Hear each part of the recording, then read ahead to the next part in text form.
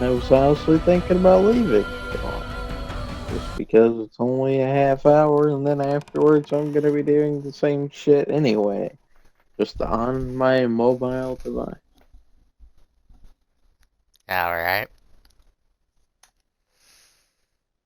Yeah, if that's what you wish, you may do so.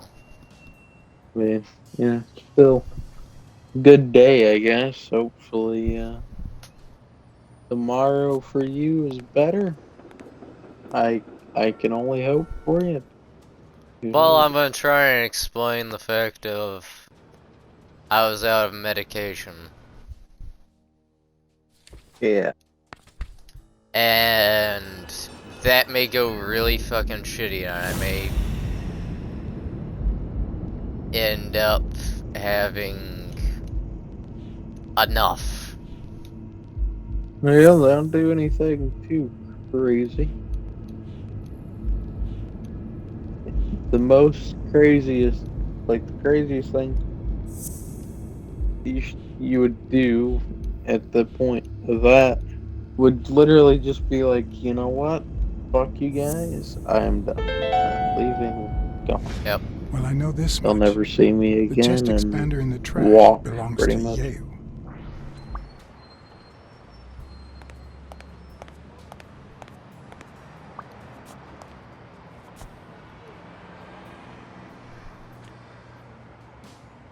But yeah, good luck with your day tomorrow, I guess. Hopefully it's better, like I said. I'm a hoping. But other than that, I guess I'm gonna get a good one. Alright, good night, Josh. Good night. Talk to you tomorrow. Talk to you tomorrow. Do you Bye bye. remember anything else about the day you found the thingamajig with the springs and the paint can? Yeah, no. wait, yeah. Well, no. Now that I think of it, no. Hey, pal, how about thanking a good-looking goat with a cigarette?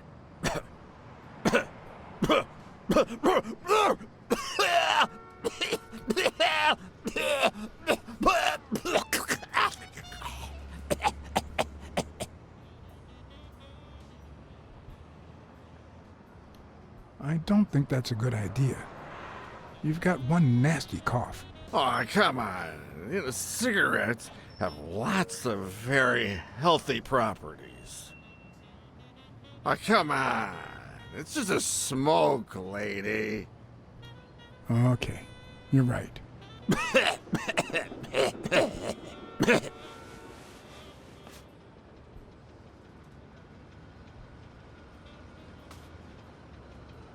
Yeah, you think you're not responsible for my pathetic state? Think you're not to blame? It's the government that shipped me off to war. They shipped me off too. Oh, right. So then you know what it's like to kill, too. Well, then another sad hobo shouldn't be a problem for you, Professor. Yeah, I killed people. And yet, you don't want to help me die. Wait, but that's not what I wanted to say. Oh, well, you know we goats tend to jump from one thing to another. The government paid for everything. Army fatigues, rations, weapons, lodging at hookers, drugs. Do you know where that money comes from? Taxes! Your taxes, my dear friend. You help them cut my legs. They declare war every chance they get so that the weapon industry that finances their campaigns gets richer and richer and richer. And that's how we finance their wars. So, the slightest connection with corruption turns us into accomplices. Unless one manages to keep at arm's length. That is what I did, my loyal disciple, at the Million-Star Hotel. So, do like your master, the great. Hey, what's your name? You never told me.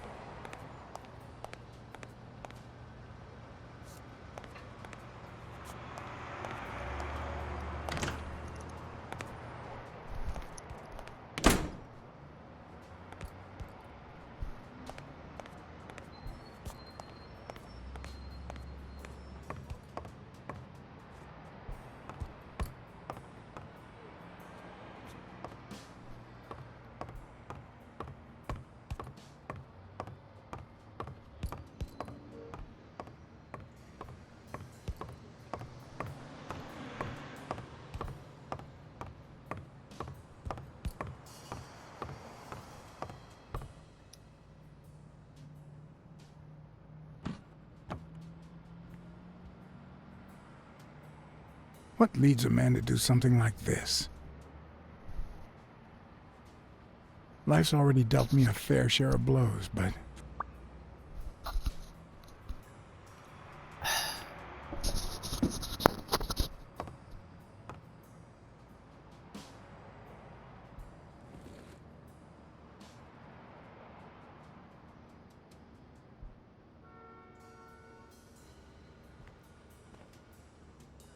I don't know why.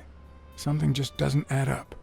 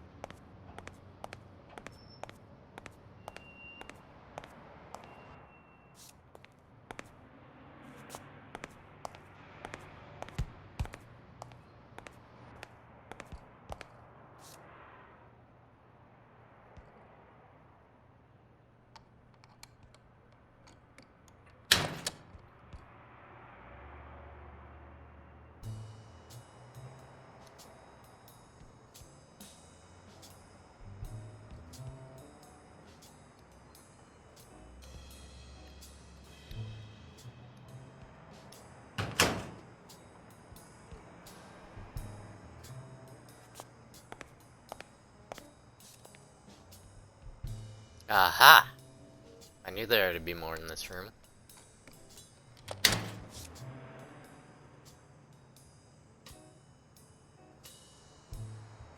I had... Yeah. What the hell? Jake, give me one good reason not to smash in your face. What the hell are you doing in my locker?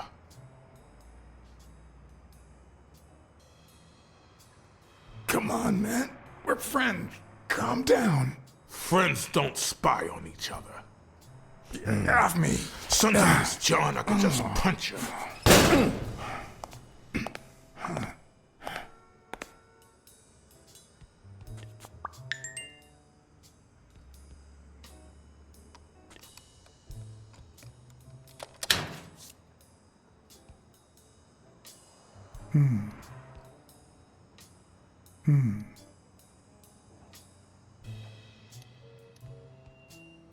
Damn.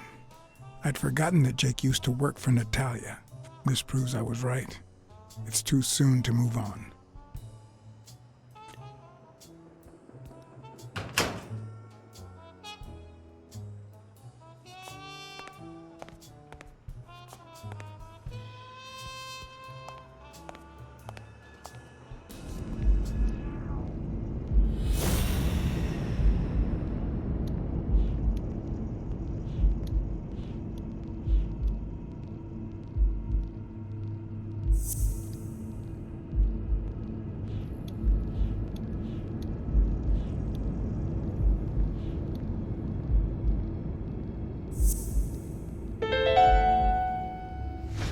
Why do you have that pen, Jake?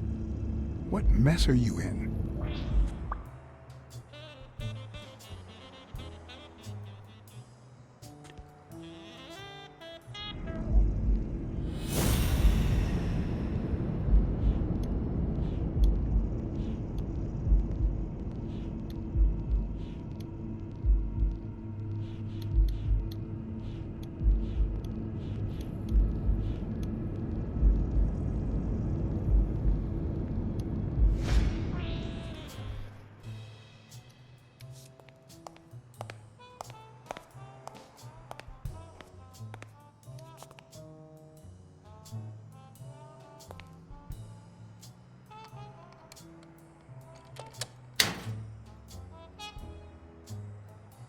Smells like paint.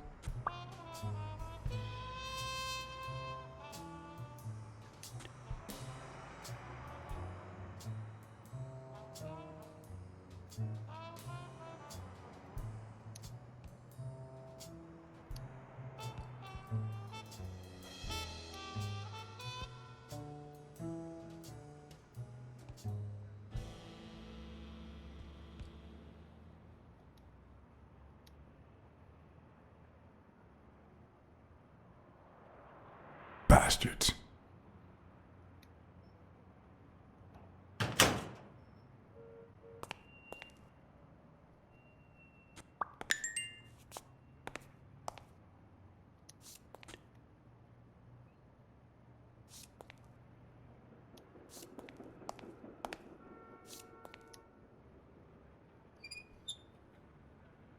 Of course.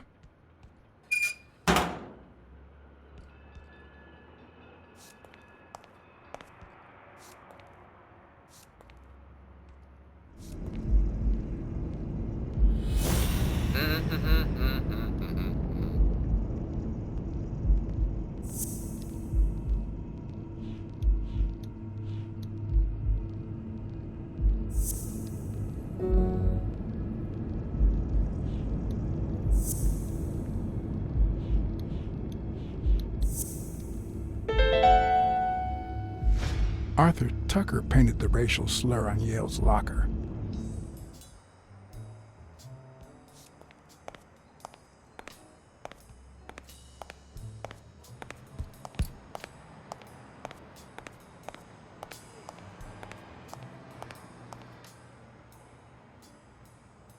Okay, Jake. I told you.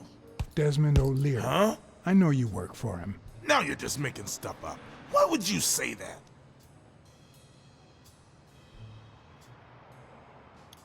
I saw the shamrock in your locker. I know what it means. Okay, let's say you're right.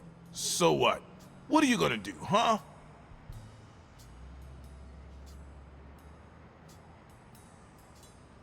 I'm a detective. What do you think I'll do? Yeah, definitely better detective than friend. All right, you win, pussycat. Business isn't going that well lately. Natalia was my last well-paying job, and it's been a while.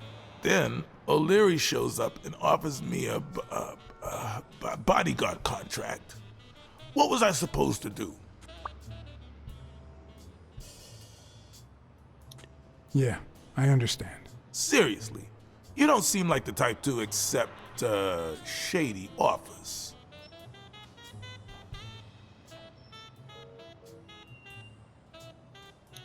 I've done things like that, And worse, that I'm not proud of him. Hey, O'Leary might run an illegal gambling operation, but it's not like he's killing people or conning with us. And I'm just a bodyguard. I make sure no one gets hurt. What I do, including my contract and paycheck, is 100% legal. How bad can that be? Yeah, you're right. The fact that his business is illegal doesn't turn you into a criminal. We're only accountable for our own actions. But that's not what bothers me.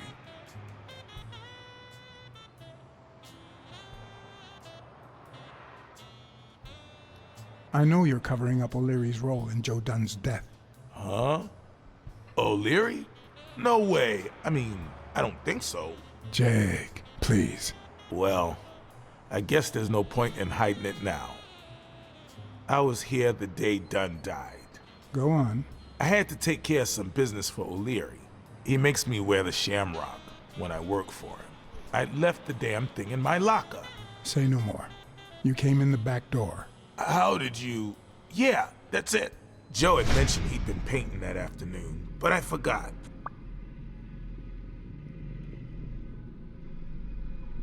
I stopped in my tracks when I saw him screaming bloody murder at Bobby Yale at the top of the scaffold.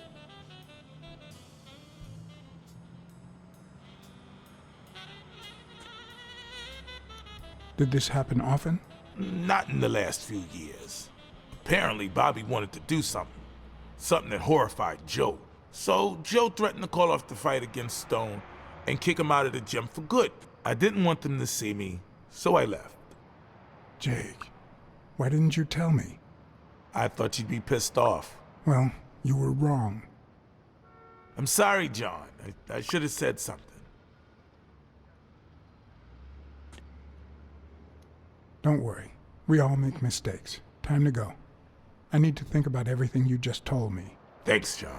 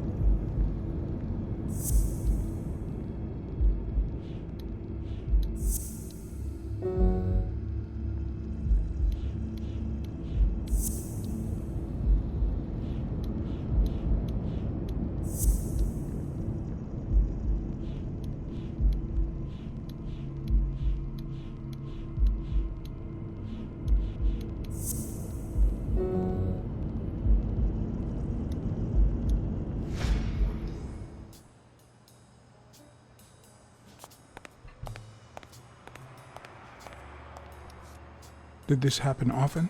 Not in the last few years. Apparently, Bobby wanted to do something. Something that horrified Joe.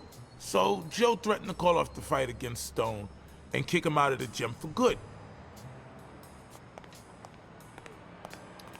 Did this happen often? Not in the last few years. Apparently, Bobby wanted to do something. Something that horrified Joe. So, Joe threatened to call off the fight against Stone so it's just and kick him out of the gym for good. Right. Hit A while looking at that. Let's get some more questions.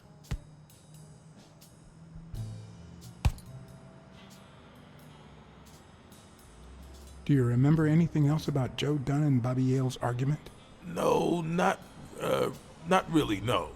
Only Joe yelling, "If you do, I'll call off the fight and kick you out of the gym."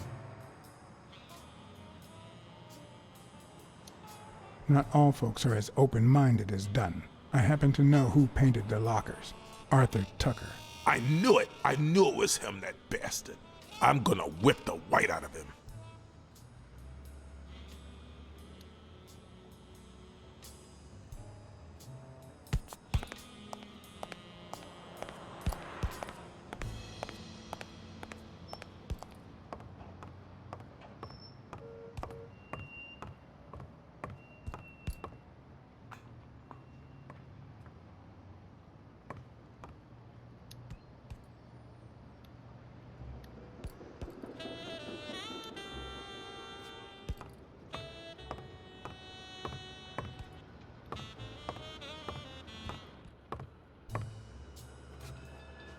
Miss Dunn, can I run a couple of questions by you? If they'll help you find Yale, go ahead.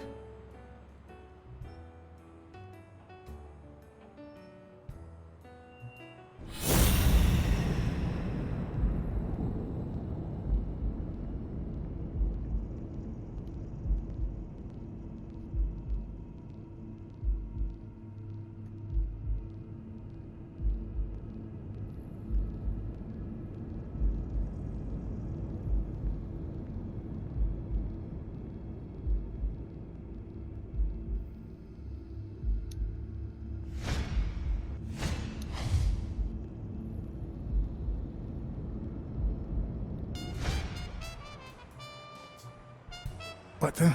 What's wrong? Someone's taking pictures from the rooftop. Are you sure? I'll go take a look.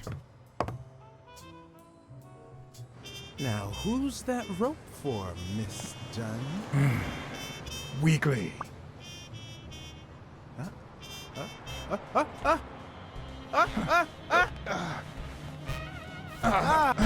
What the hell are you doing here?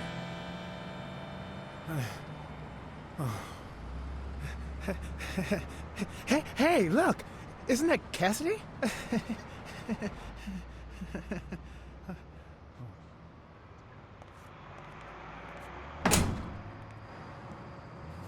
Don't change the subject, you sad little... Why don't we settle this over ice cream, huh, John? Just like in the good old days. How did you get up here? I don't want anyone to see you.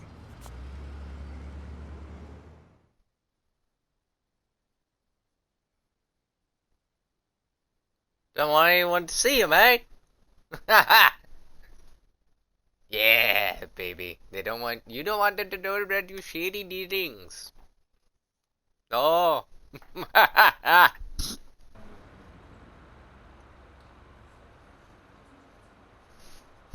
Everyone, even the most hapless of creatures, has a gift. Something that makes them special, that makes them worth knowing. Foul-smelling Weekly is no exception. No matter what he does, it's impossible to stay mad at him for too long. This bourbon shake is delicious. Want a taste? You know I don't like milk. Your loss. So, Joe Dunn hangs himself and leaves his gym to his daughter, which makes her the first woman to run a boxing gym, I think. The real question is, why did he commit suicide? Well, it's pretty obvious. Is that so? Care to shed some light on this, Sherlock? Well, there's no need to look for reasons. People hang themselves every day out of sadness. And stuff like that. End of story.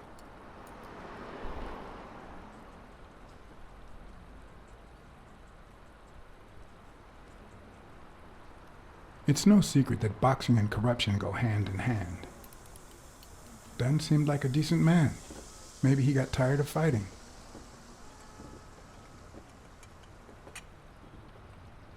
Well, it doesn't really matter. It's just a hunch. I wouldn't bet my life on it. I've got other suspects, like O'Leary, the bookmaker. Desmond O'Leary? The same O'Leary who used to date Helen Moore? America's sweetheart? Now that's a woman. And then there's the Walrus. Who was that guy? Come on. You've never heard of Frank Cassidy?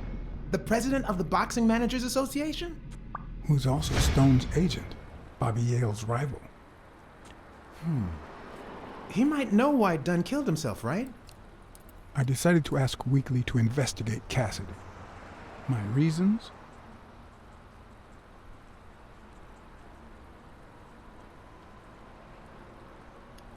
Weekly was right. Cassidy could have known why Dunn killed himself. Weekly had already proven to be nosy. The farther I kept him from the gym, the better. But with Weekly, you just never know what the best approach might be. Should I give him an order, or a subtle suggestion? Yeah, you might be right about Cassidy. But, it won't be easy to make him talk. He seems like a pretty tough cookie. Only a thorough and efficient detective could pull it off. But the problem is, I already got enough on my plate. You're a lucky man, John Blacksad. I don't follow. You just found the thorough detective you need. Oh, of course. What a great idea. How did I not think of you? Hey, don't sweat it. But you'll have to do me a favor. Tell Sonia Dunn that a legendary journalist from What's News wants an interview. Weekly, please. Well, if not, bye-bye, Cassidy.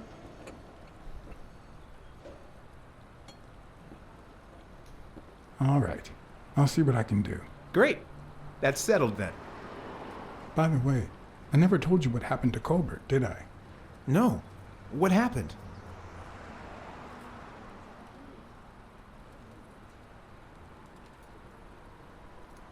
The rhinoceros came by and offered me money to keep quiet. Wow.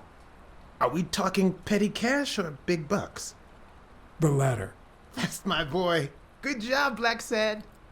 Half the money is yours. Yeehaw!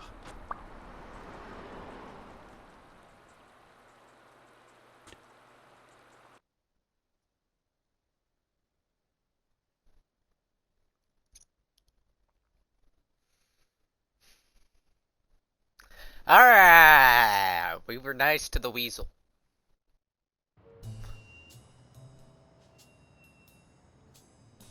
We were nice to the So, weasel. was there really someone on the roof?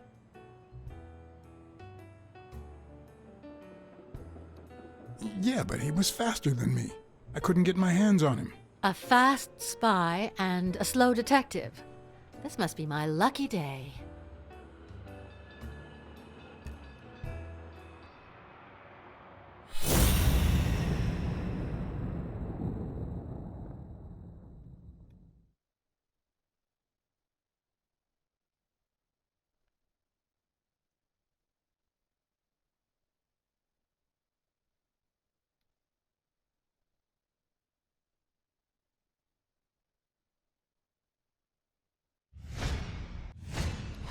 Big, bright eyes. Looks well rested. Either she didn't mourn her father, or she really knows how to work that makeup.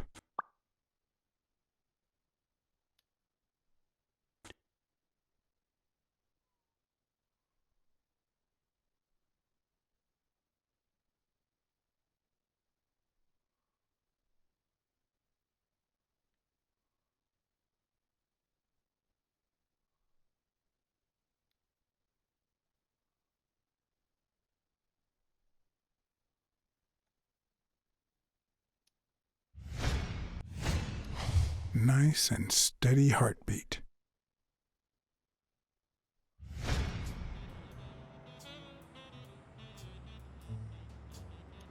I saw you arguing with a guy named Cassidy. What did he want?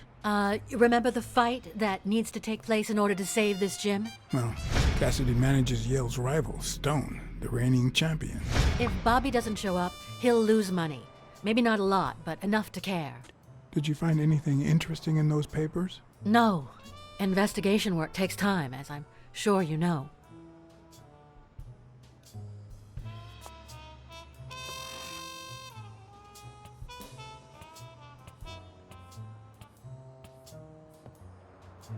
Dunn kept files on the gym's staff and clients.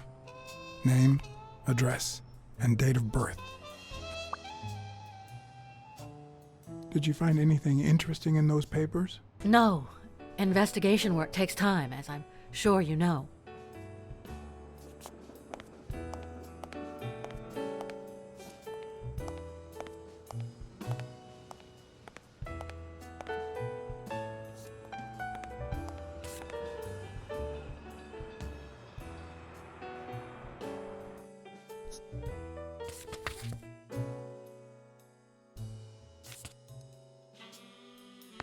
Hey, completed one.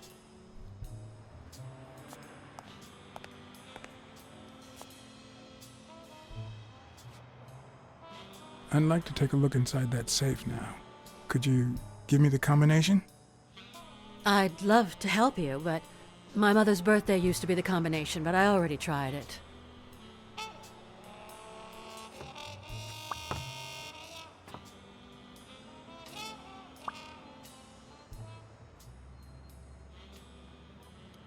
Could you tell me your birthday? Of course, March 6th.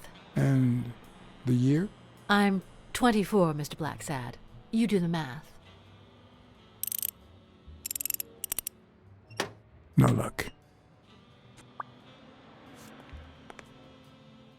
A happy family?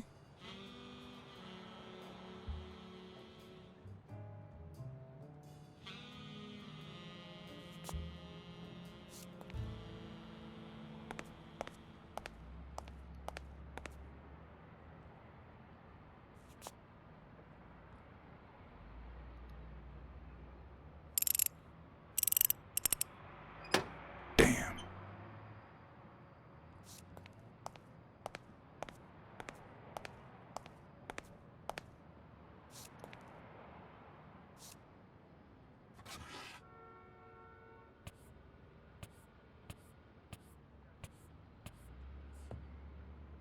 Dunn kept files on the gym's staff and clients. Name, address, and date of birth. Did you find anything interesting in those papers? No. Investigation work takes time, as I'm sure you know.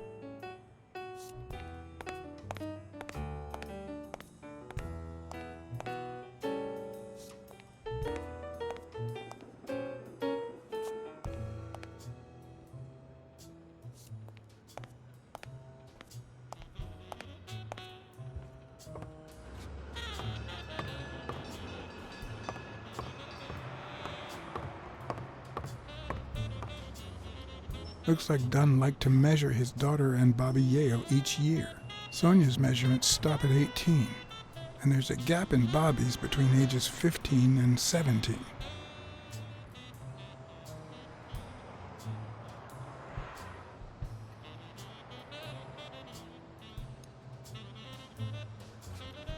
I remember that fight, back when Jake was coming up the ranks.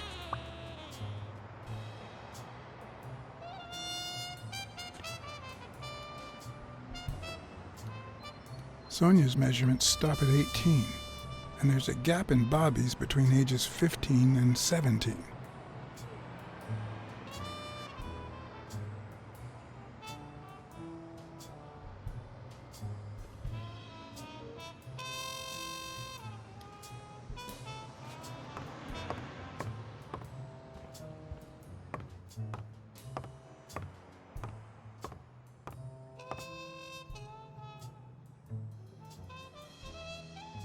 Trying a random combination, shall we? No luck.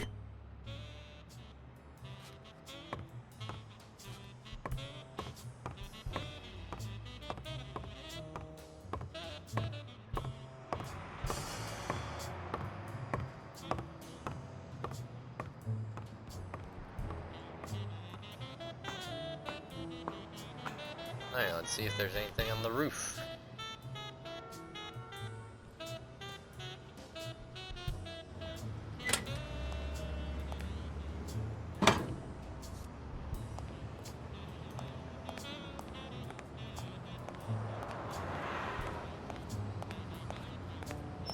I ain't gonna find now, maybe.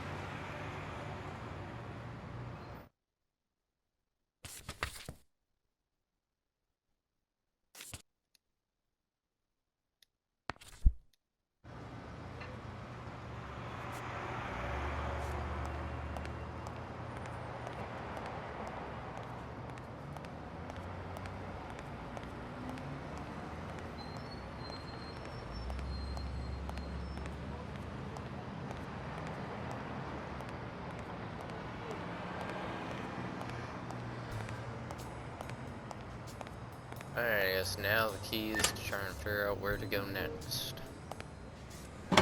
Need to start asking questions next. I think I may ask the big ape once again.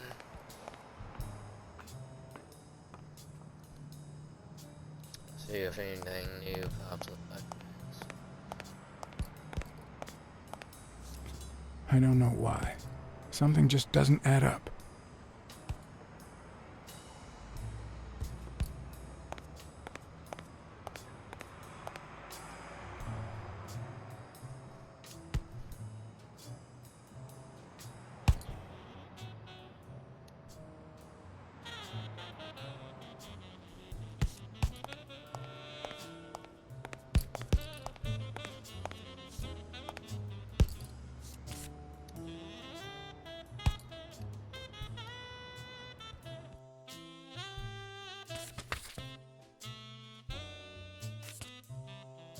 Damn, I'm one off.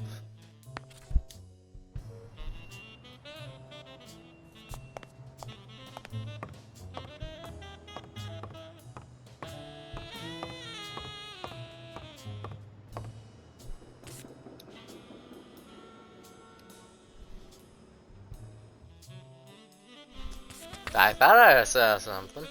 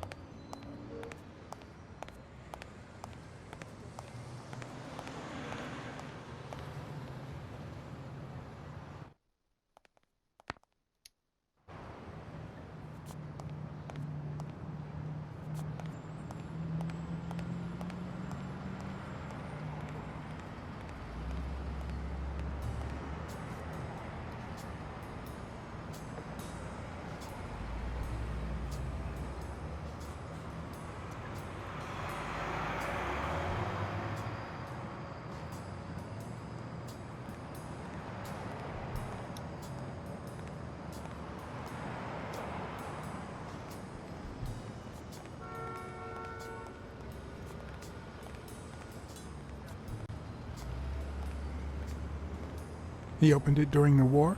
That's odd.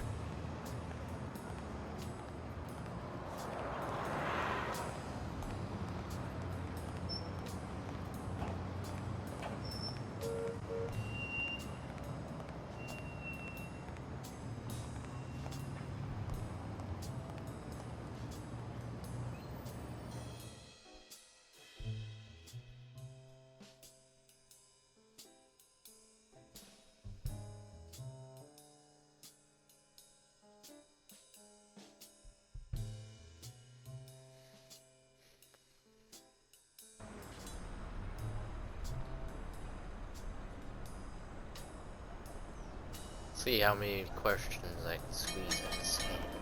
Dana.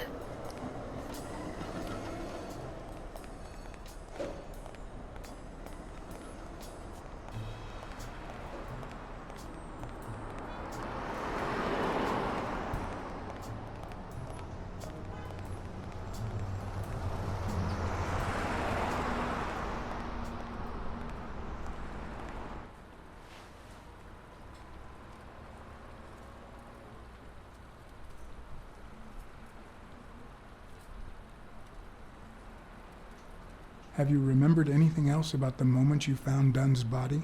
I'm afraid not. It's too painful. I know, but we need to find Bobby Yale. Anything, any minor detail, could really make a difference. I'll try.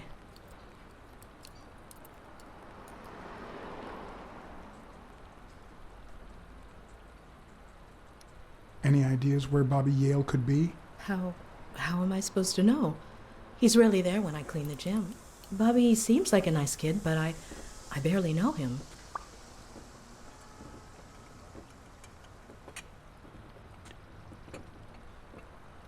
What do you think about Jake Ostiambi? Who? Who's that? A big gorilla. Boxer, too. A friend of Joe Dunn's. Oh, yeah. I barely know him. I don't like how he looks at me.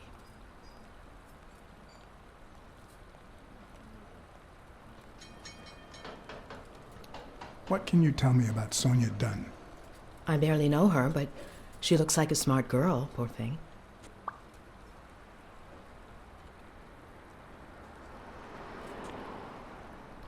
Can I ask you about your job? Which one?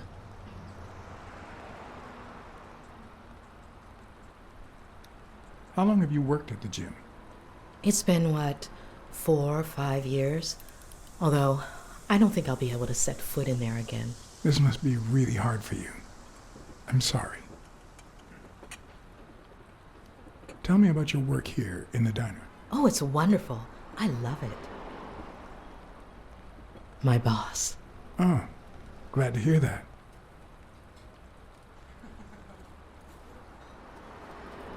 Other than the diner and the gym, you don't work anywhere else, right? I wouldn't have the time, although I'm not sure I want to continue working at the gym.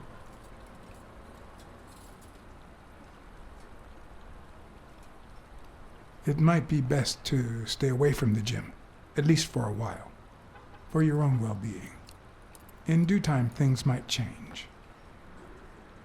Joey used to say the same thing. Maybe. I don't know. Thanks. Have you remembered anything else about the moment you found Dunn's body? I really can't remember anything.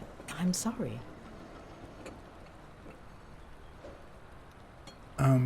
Sorry.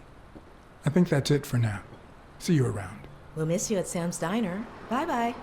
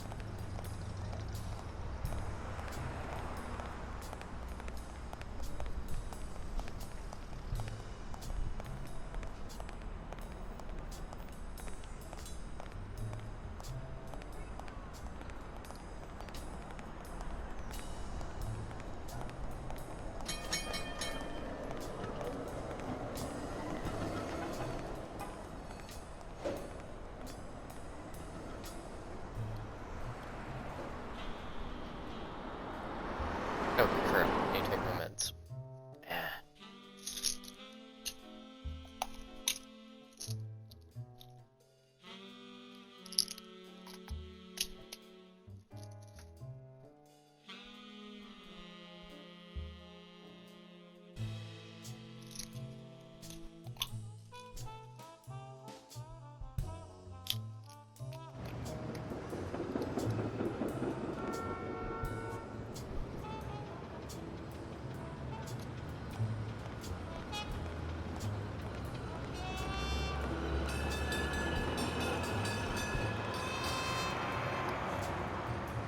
I'd prefer a yellow Cadillac, but I can't complain.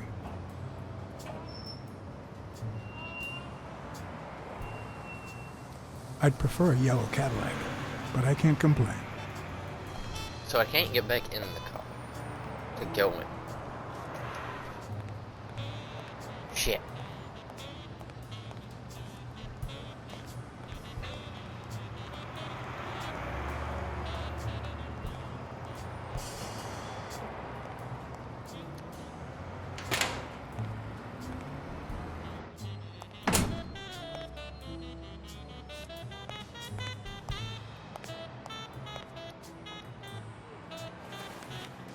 is this? Thank you, Mr. Blacksad. Does the postman always leave your mail on the floor? I don't know,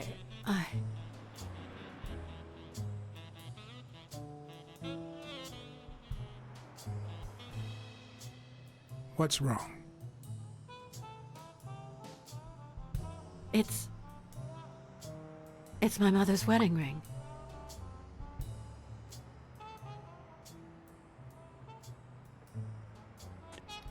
Who had it? I don't know. My father wore it on his pinky finger after she died. Not always, apparently. Will you find out why? I'll try.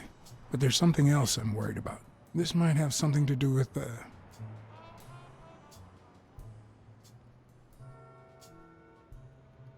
your father's death and Bobby Yale's disappearance. Oh my, yes. It could be. Will you please give me a moment? Of course.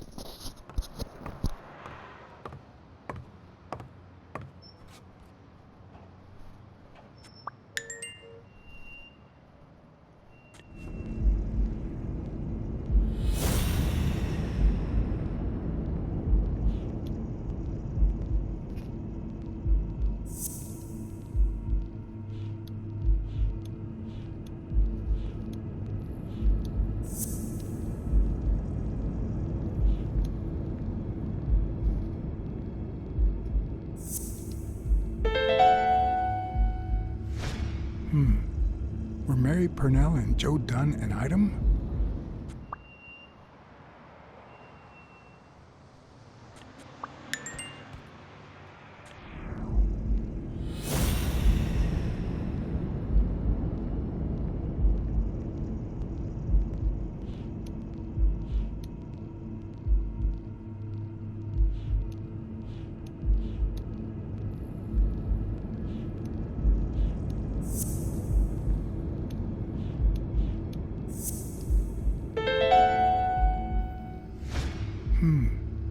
What if Mary's birthday is the combination to the safe?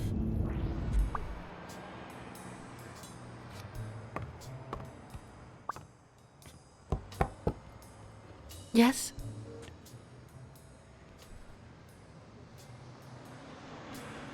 I need to ask you some questions. Go on.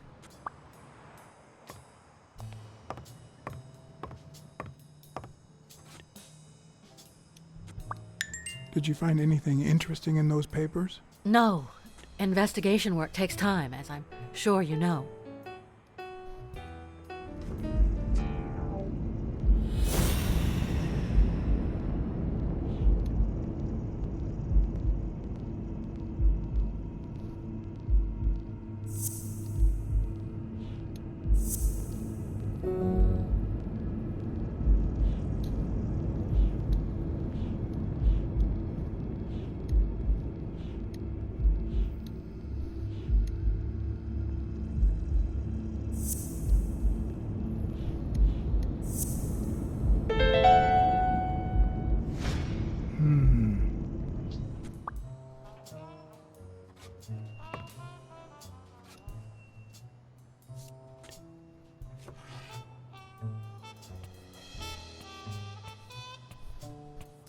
Well, we're definitely making some headway. And there it was, Mary's birthday, a week prior to that very day.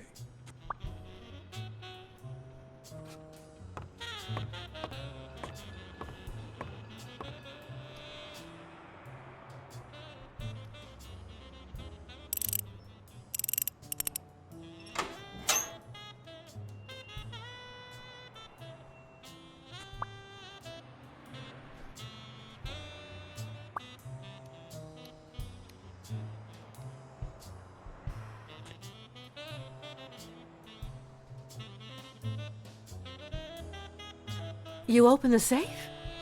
Yeah, and I think you need to see this. Can you tell me what it says? All right. I think this might be useful for the investigation, Mr. Detective.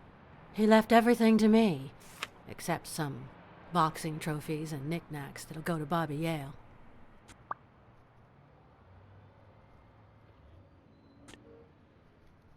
Do you think Bobby Yale read it before he disappeared? Maybe.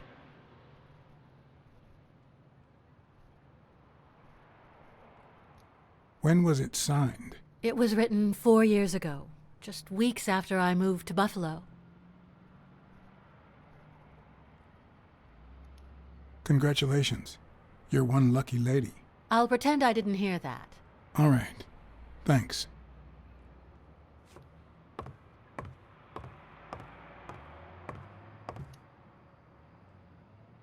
I never would have taken Dunn for a gun owner. A few bucks. Just petty cash.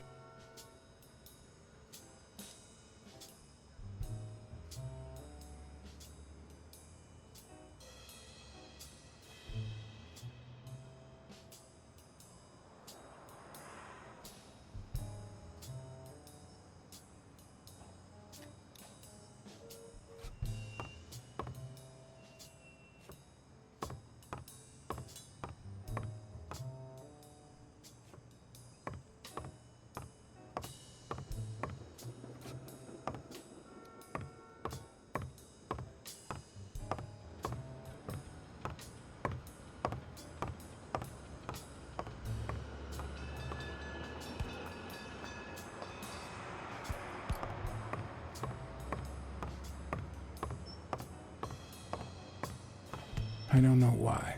Something just doesn't add up. Nothing new with that. I know I might have something new with this fellow. More likely than not.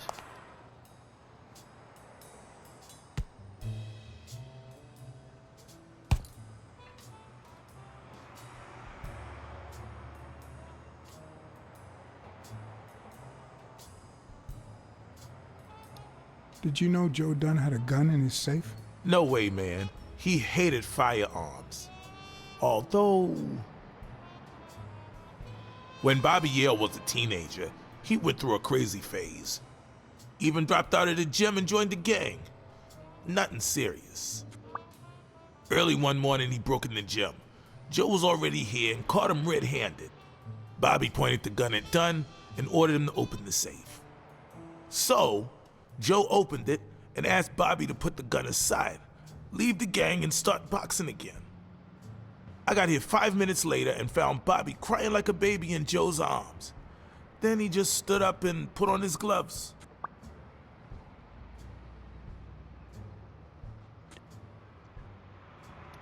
Joe Dunn or Joey Dunn? Huh? Nobody called him Joey. Well, maybe his wife. Although, she didn't call him anything after she died.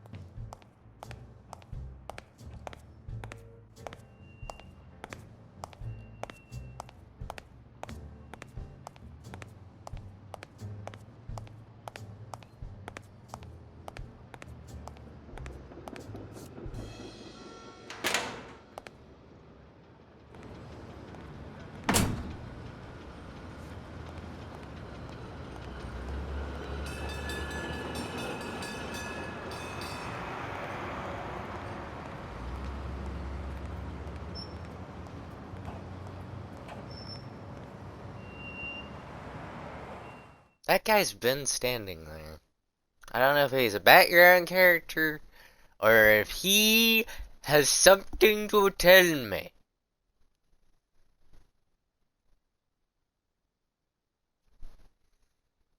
But I will find out. At some point.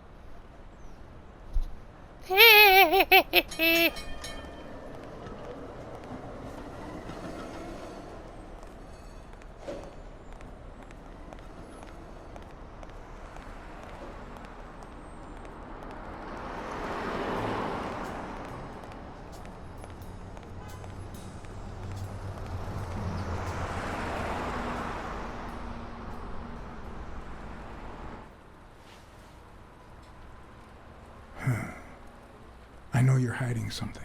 What?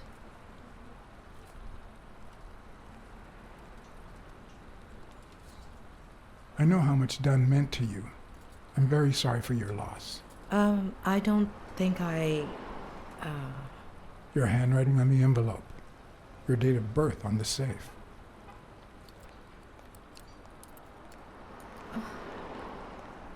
My goodness. I can't talk here. My shift is over in 10 minutes. Can you wait a while? Can I get a refill over here, Mary? Coming right up. Alright! We're gonna get the shit beat out of us by someone, and I know we are. Let's go! Alright! Yeah, baby! Let's see how these boys play crazy sticks. Maybe on the way we'll eat some popsicles.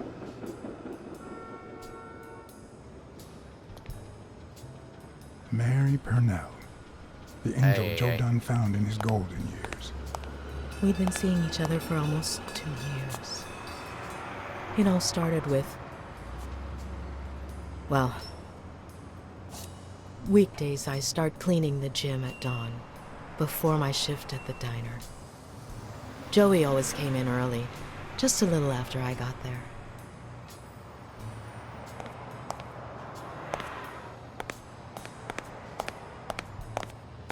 He used to say it was the best time for the worst task of the day.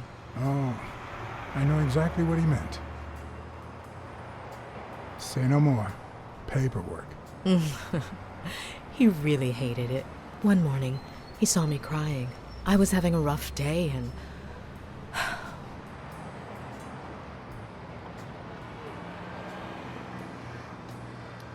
He tried to make you smile.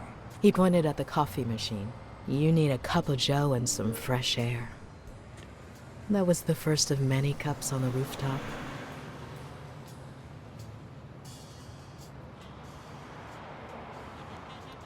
Which is where Dunn seduced you. That word is a bit too much, Mr. Blacksad. You might be too young to understand this, but real love has little to do with seduction. One day, we realized those rooftop coffees were the best part of our day. So we began to spend more time together. But you never told anyone.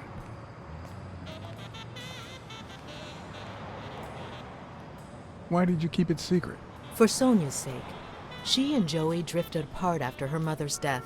He was afraid that our relationship would only make matters worse. Until one day, on the rooftop, we realized just how serious our relationship was. And we decided to turn those moments into a lifetime. So he asked you to marry him. Yes, of course.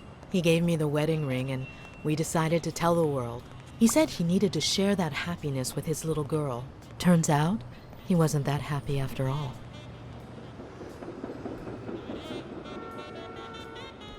What about Yale? Wasn't he like a son to him? Maybe you already noticed I have a slight cold. I really should be heading home.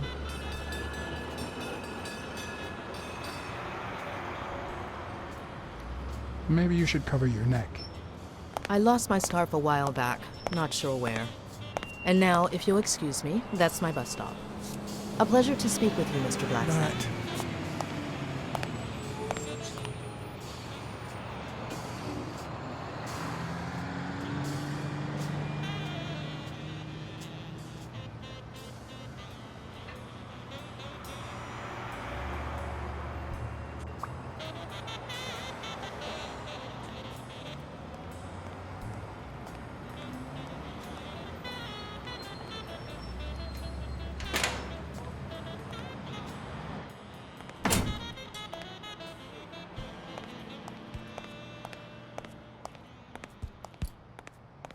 Alright, let's ask the dumb monkey some shit.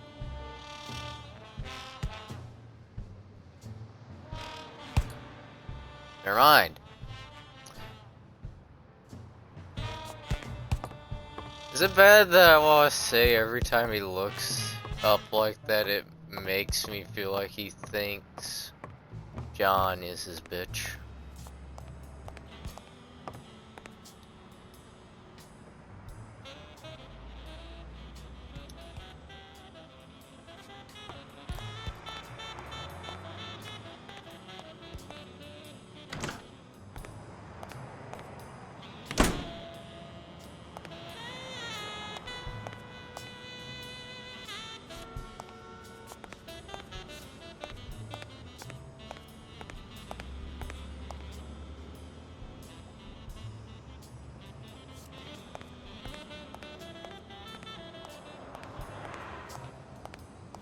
Alright, let's see if we can find out some more shit.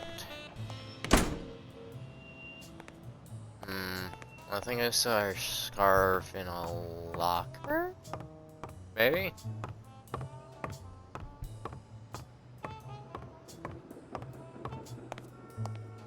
Unless I'm high, I think I saw her scarf in a locker.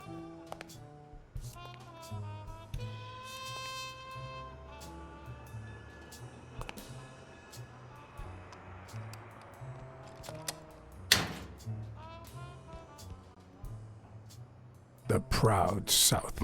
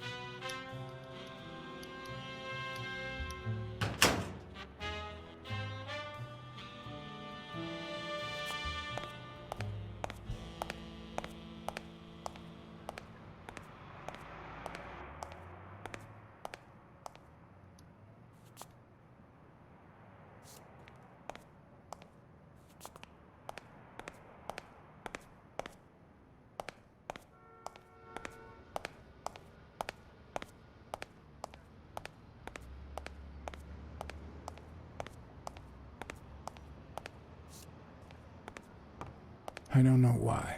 Something just doesn't add up.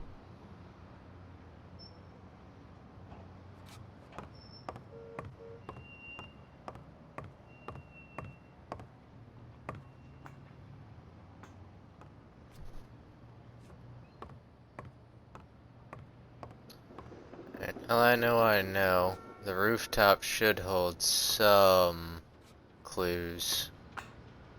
Some. Don't know how many, but should be some. At least of some kind, anyways.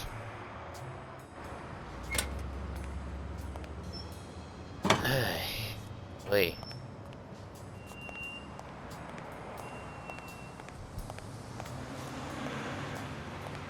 I don't even want to imagine Weekly falling from up here. I don't even want to imagine Weekly falling from up here. Hey, it came pretty goddamn close to me. If he had fallen, it would have been splat. Right on the goddamn pavement.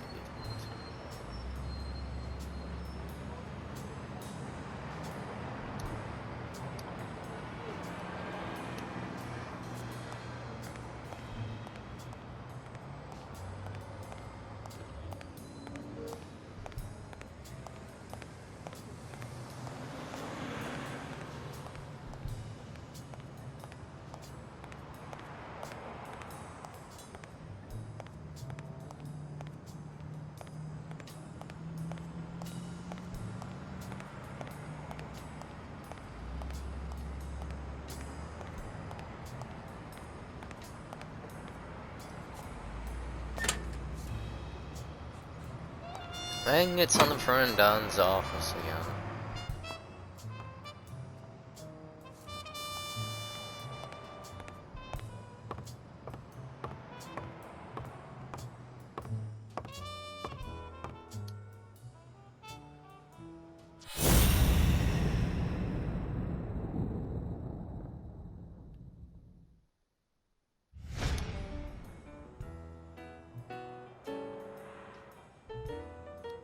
You see, I've got this friend. He's a journalist, and the thing is, well, he would like to interview you. Why? A woman running a boxing gym? That's quite the story. And how did this friend of yours find out, exactly?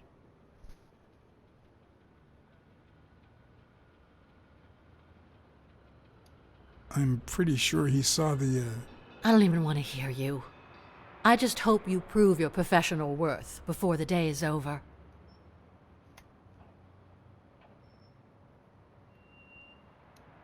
I think I know who had your mother's ring. You do?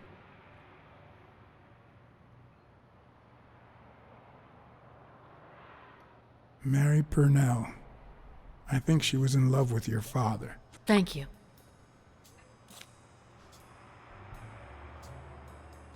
Thank you.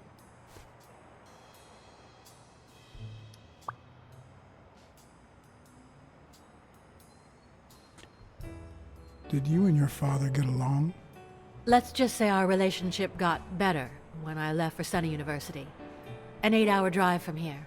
Meaning? I'll lay it out for you, Mr. Blacksad. My father, Joe Dunn, disappeared the day my mother died. He became a shell of himself. Joe Dunn, my legal guardian. A man who gave me food, shelter, clothing, and an education. And that's more than you need to know.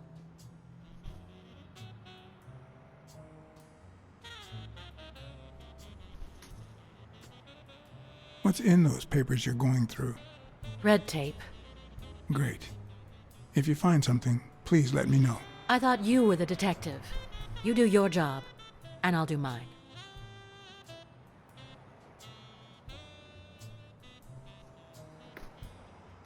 What can you tell me about Jake? I thought you were friends. Guess I was wrong.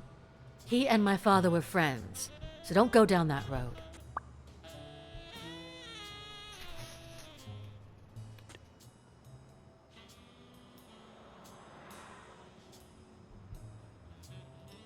I never asked about the gym's insurance. That's exactly what I'm reading now. So far, it looks like your standard small business policy. Did you find anything interesting in those papers? No.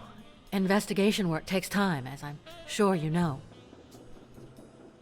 Did you find anything interesting in those papers? No. God Investigation damn. work takes time, as I'm sure you know. I wanna ask her about goddamn Bobby.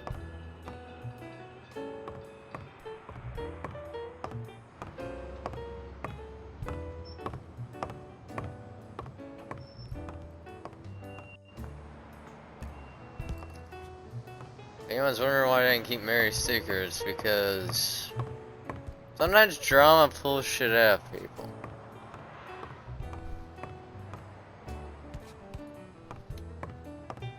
Alright. Maybe I can get a confession of some form of truth from somebody.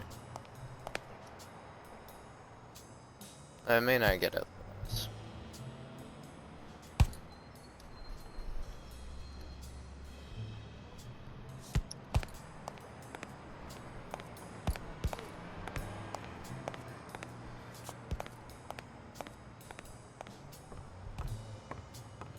See if I can't call weekly.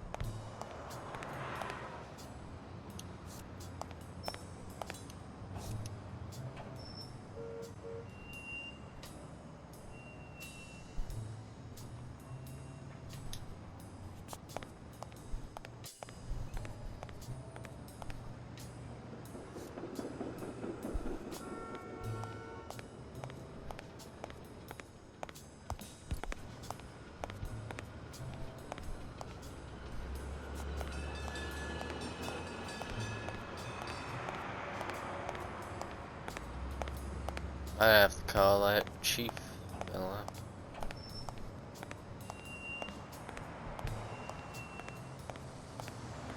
Yeah, you want clues on shit. Dad, I'm gonna be able to drive away. Anyway. I'd prefer a yellow Cadillac, but I can't complain.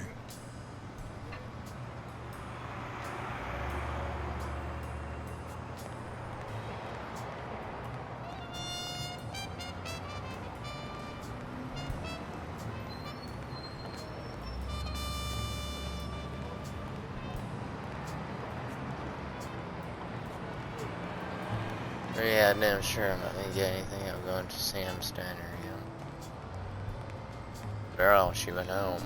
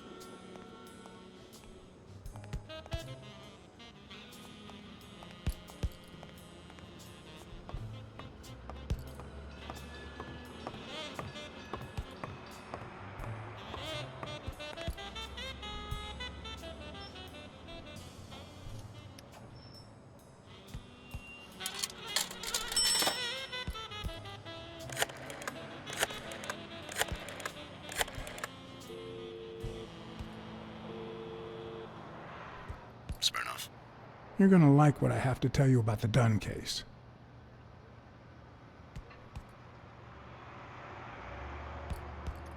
I went to Yale's place and ran into O'Leary's men. They were waiting for him. Ah, well, it's only normal. They run an illegal gambling operation. If a fight's canceled, they lose money. I'd love to take a swing at O'Leary, but we can't base the case on a hunch. I'm not finished yet. I think I have a new lead on the Dunn case.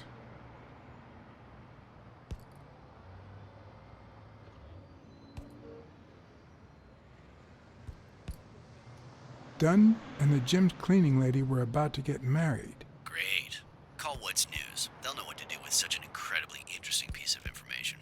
The combination on Dunn's safe was her birthday. He even gave her a ring. You know, your typical suicidal bliss. Okay, I'm still not convinced, but I might have something for you. Oh?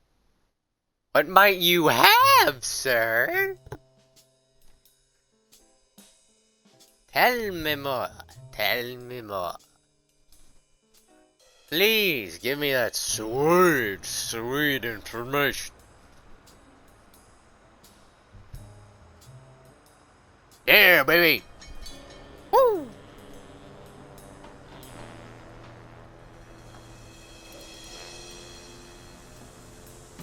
Life is often off-key, like a bad song.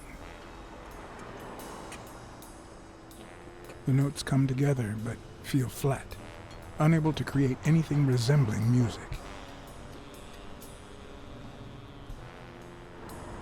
And yet, there are ways to string them together to create harmony. Ways that are not always entirely in our hands.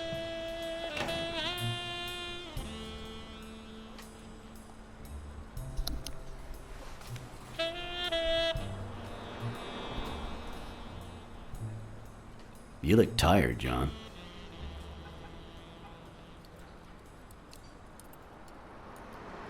I was born tired. I'm used to it. You're not the only one. Yep, I'm beat. I'm starving. Just got back from the annual police medical.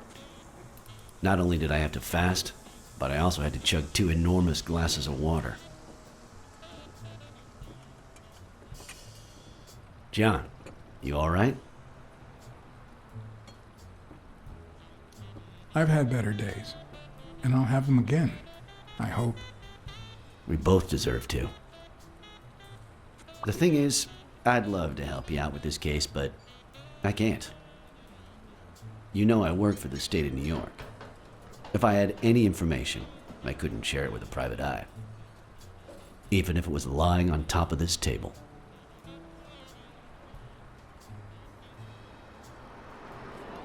You drank 2 huge glasses of water. How are your kidneys coping with that? Yeah, you're right. Maybe I should go to the... If you'll excuse me.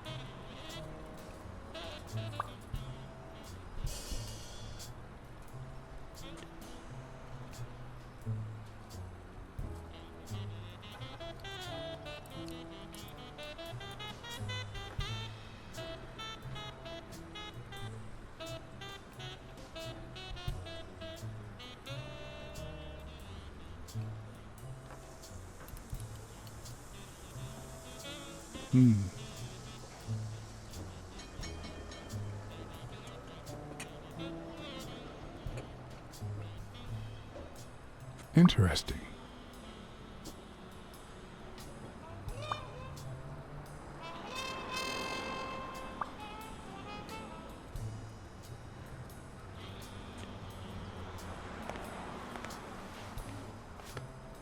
Now I feel even thinner. So do my kidneys. Thanks. Truth is, John, it all seemed clear to me before, but now... Please, promise me you won't take the law into your own hands. I'd like to think we're not just vigilantes. Sure, you can trust me. I give you my word. All right. In any case, keep me posted, will you?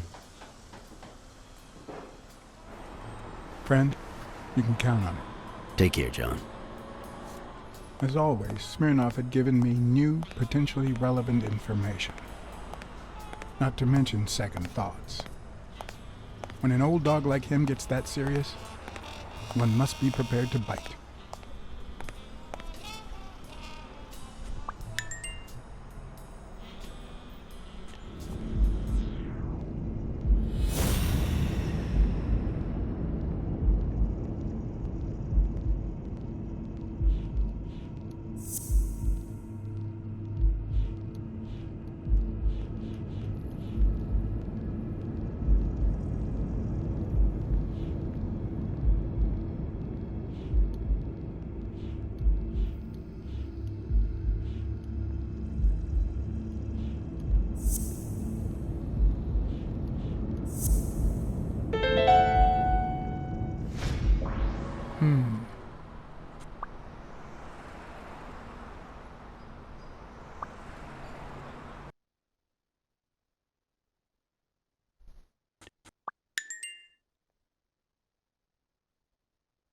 Where the fuck is it loading me to? I'm standing outside the goddamn diner!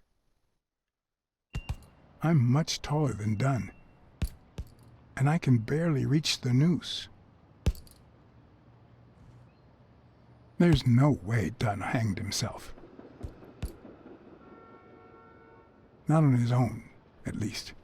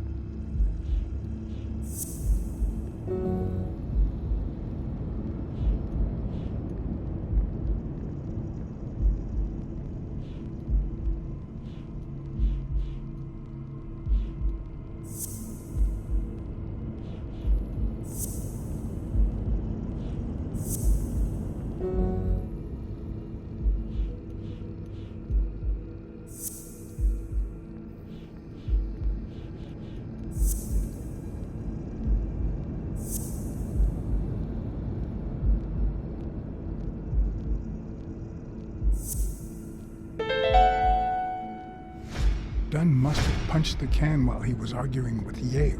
I guess that explains why he threatened to call the fight off.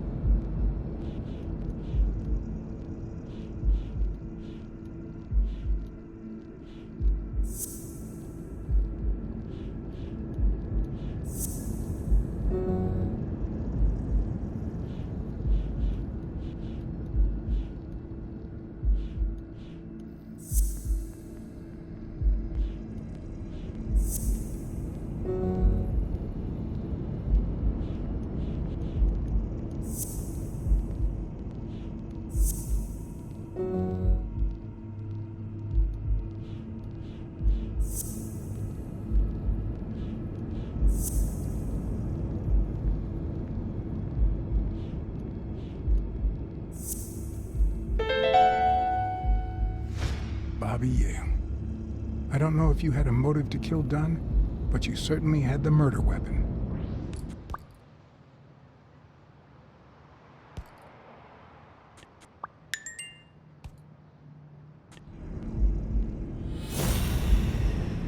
Damn, we're getting a bunch of shit figured out.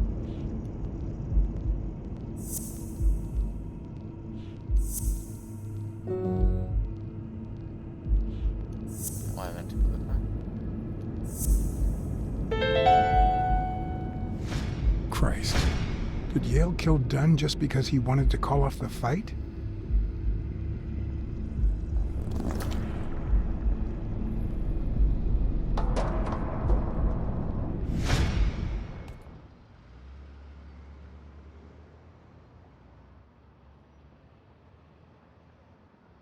I always knew Bobby had issues.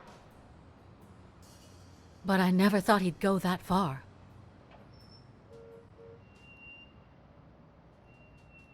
Everything seems to point in that direction. I'm certain of it. But he could have been framed, couldn't he?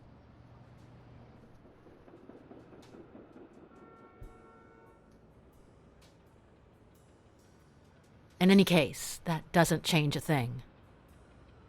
It does, actually. Now we know he didn't kill himself. My father's still dead, and you still haven't found Bobby Yale. Nothing has changed. Opening the safe and finding my father's will won't help us achieve anything. So please hurry. Time's wasting.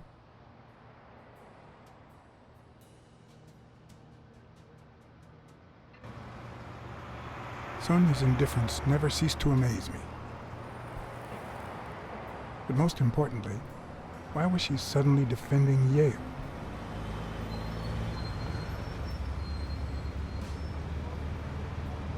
John Blacksad?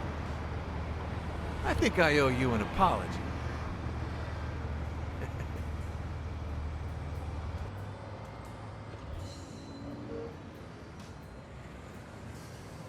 Apology accepted. But what exactly are you apologizing for? Listen, I don't think my fellow workers treated you with the respect you deserve. I'm so sorry they wrinkled your suit. The thing is, they didn't know we shared a common goal. Bobby Yale. I want to find him and get to the bottom of this as much as you do, Mr. Blacksad. So please, kindly accept my invitation. Why not share our findings? Come on.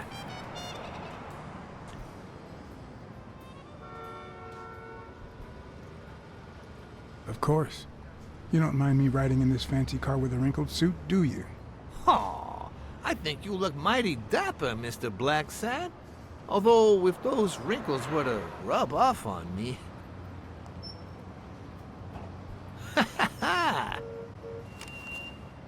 I always play it nice and safe.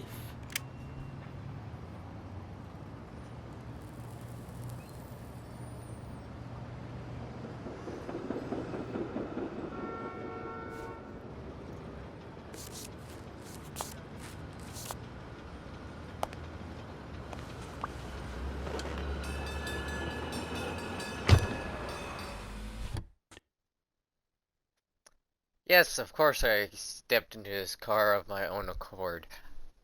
One of them has a gun, the other one has a big ass fucking stick, and Larry's staring at me like he's gonna bite me in my goddamn side and rip out my guts. Of course I'm gonna get in the car. Thank you, Blacksad. You won't regret this. So let's cut to the chase. I need Bobby Yale to fight Stone. There's just too much money at stake. So, I'm offering you my help to find Yale. Let's work together.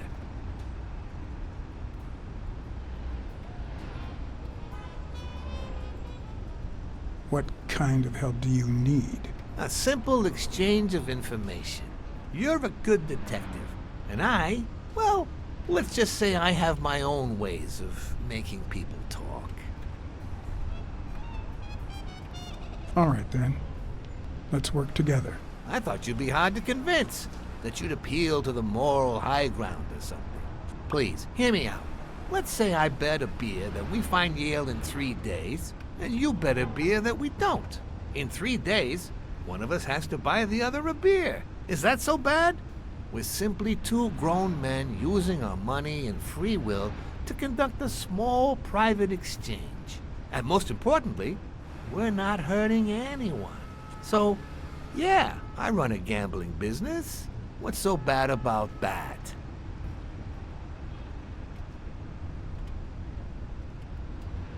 I can't really say. Well, I can. Nothing. But I'll tell you what is wrong. The way our government is ruining America. We live in a so-called free country. A place where honest people can make a living, provided they don't hurt anybody. We're not communists. Well, at least I'm not. I would have never thought otherwise. As for me,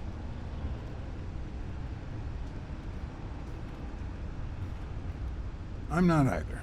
Ha! Well then, you see, we're all among friends. In any case, that's not my point. The government betrays our nation's values by passing communist laws that forbid an honest man like me to make a living without hurting a soul. And that, Mr. Blacksad, is just wrong. I'd even say it's unconstitutional. Do you get my point now?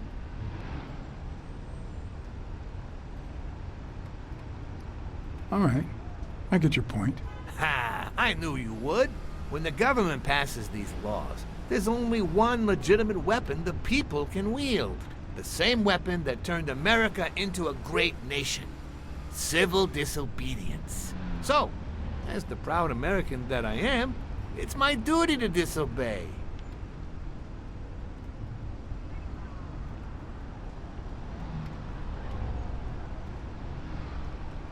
You might have a point.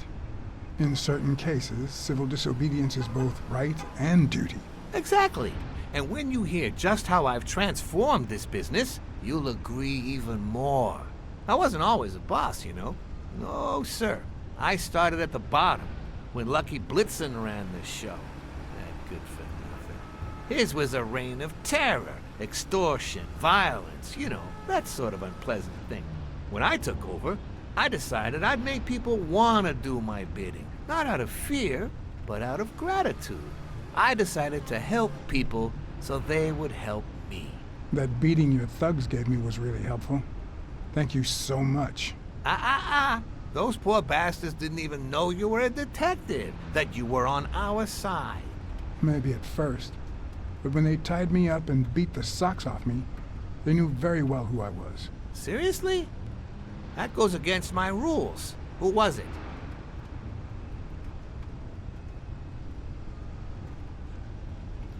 It was just Wilson. That bastard. Don't you worry. I will have a serious talk with him. I cannot tolerate this behavior. Please accept my apologies, Mr. Blacksad. As I said before, I like to help people so I can count on their gratitude. That applies to fellow partners like police or, in this case, a detective.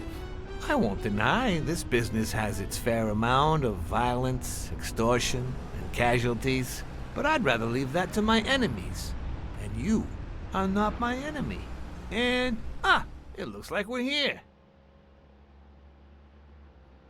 And it looks like we're here. Yes, apparently we are. Please don't get me shot. Hung or beat to death. Bludgeoned to hell. Shit-faced on the outside and the inside. Yale's apartment? I told you I'm on your side. Go ahead, search the place. I'll wait down here. When you're done, you can honor our arrangement and share your findings with me. Or not. It's your call, Mr. Blacksad. I'll make sure you're suitably compensated. Wilson, come here.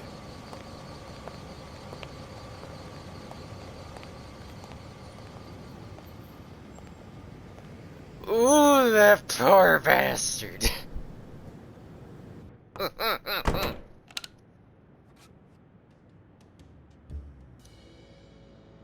The worst thing about O'Leary's boys dropping by isn't the beating, but the fact that I can't tell what's theirs and what's Yale's. Can't say this is the ideal drink for an athlete. Then again, it could be your classic bookie thug lunch.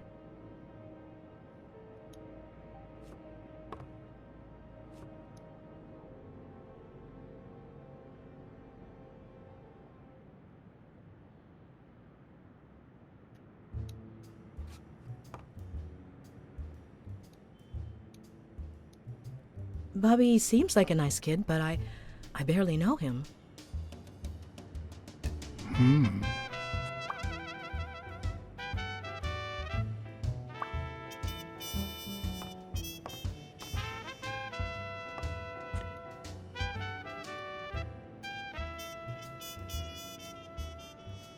Ugh.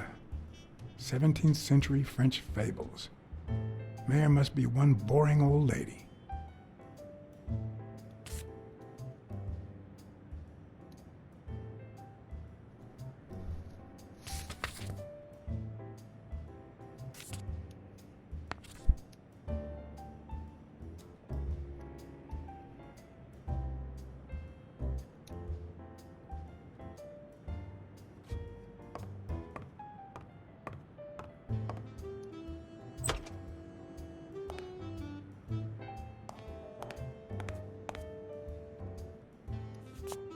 Judging by the general state of the apartment, they were leading a quiet life.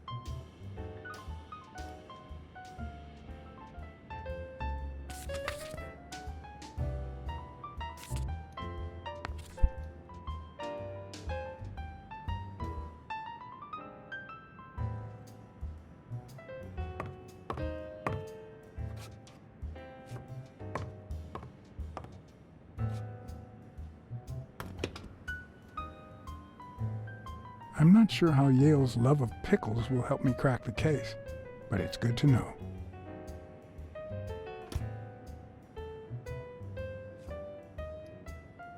A woman's fragrance. Almost angelical.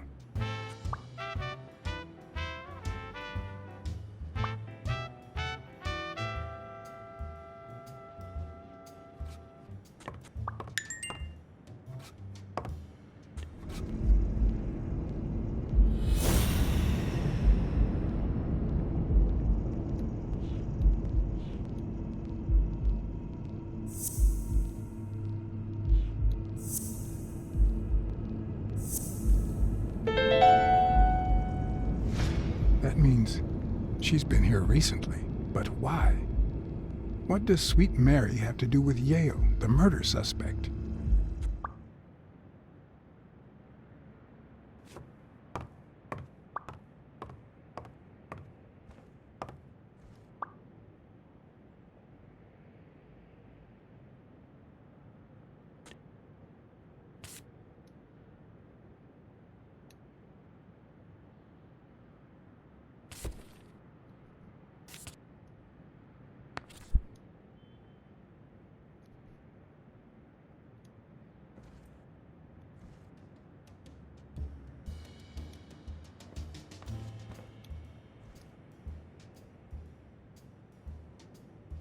So, you like your mob stories, don't you, Bobby?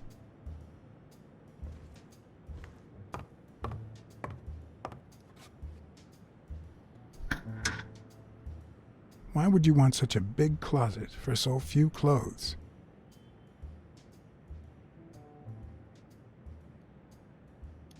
Unless someone emptied it recently.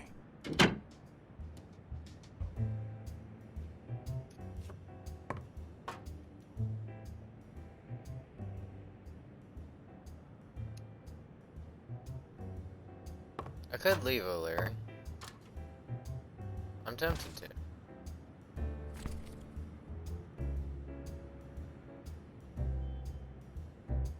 Copy 1 of 3. Do you know any of his relatives? His father, Avenarius. Avenarius? The boxer poet? Didn't he disappear 20 years ago?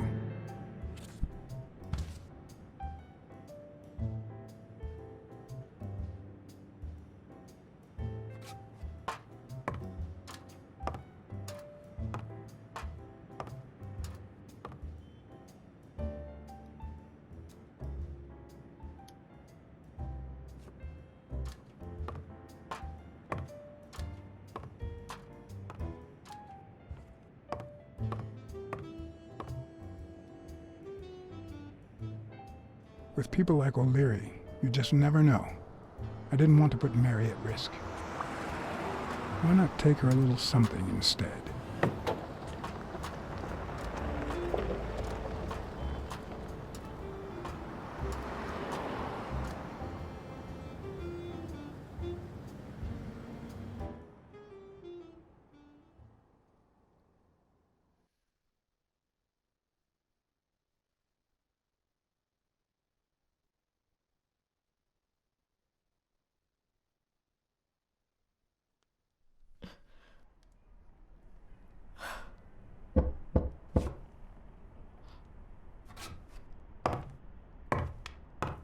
I've never trusted angels. Mr. Blacksad? What a... Surprise? When they fall, they turn into demons. Joey told me he was going to spend the afternoon painting the gym and that Bobby would be fixing something up on the roof. So, after I found the body and called the police, I went to Bobby's place, but he wasn't there.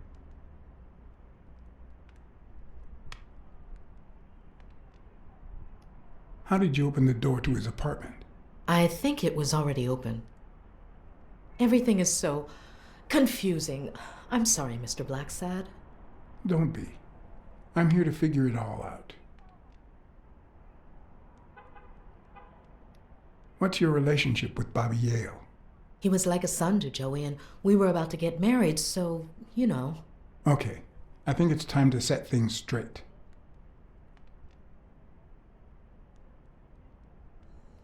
I knew you were cheating on Dunn with Yale. Or was it the other way around? No! How can you even think of something like that? How can you convince me otherwise? I found a picture at Yale's apartment. It's you and him on a roller coaster. Care to explain, Miss Purnell? I'm not white, Mr. Blacksad. What? 7 of my great-grandparents were white. The 8th was black. According to law, I'm a black citizen, even if my skin says the contrary. Do you know what that means when you're born in North Arlington, Alabama?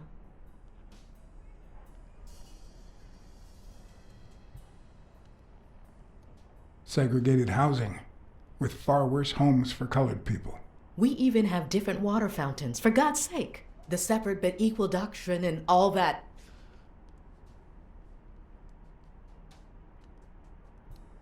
That damn nonsense. And all the lies. That's why I moved here. No one knows what color my great-grandparents were.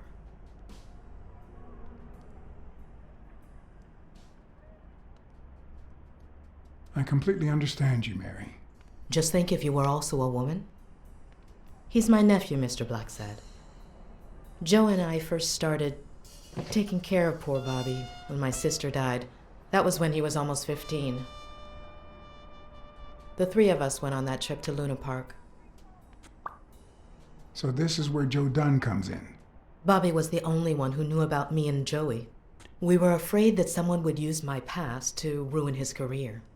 It's not the first time I hear that story.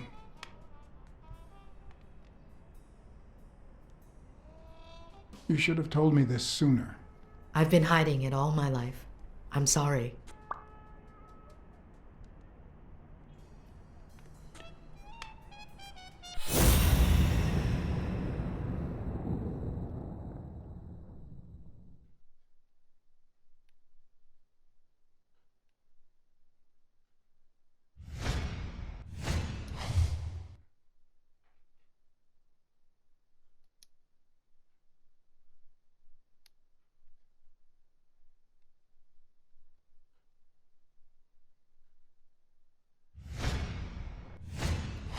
TV and radio all in one. Where will these mad times lead us?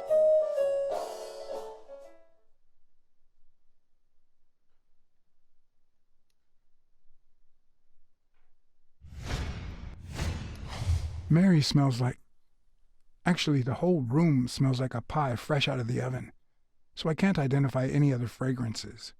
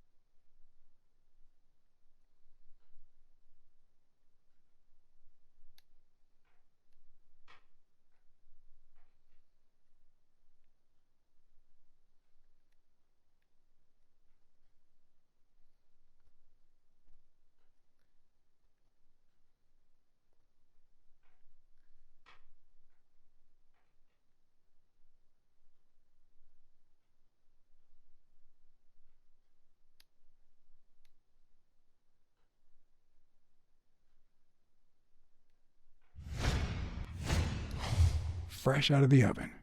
The whole room smells like pie.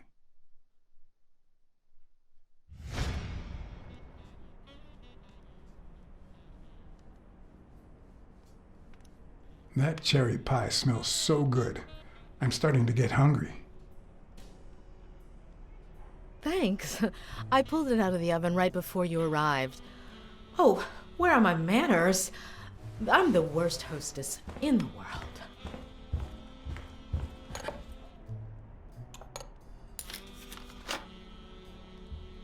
Let me go get a knife from the kitchen.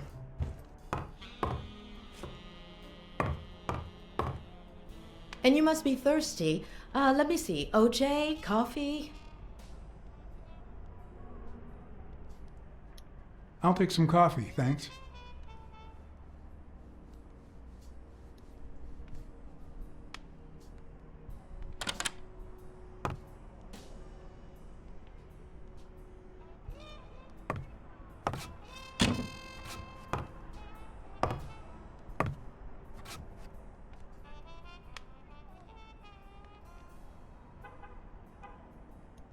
That's some beautiful artwork you got there.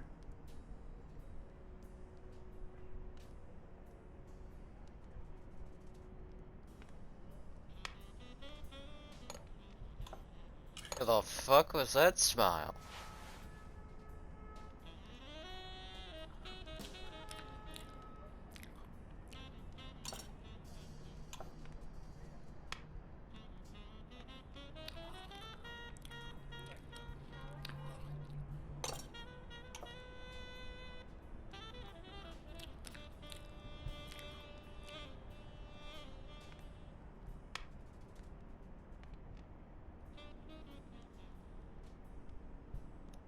You should open a bakery and sell these pies.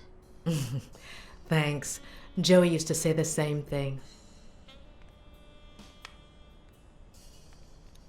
Are you sure you don't know where your nephew is? I've looked everywhere. He's nowhere to be found. Don't worry. I'll find him. Thank you.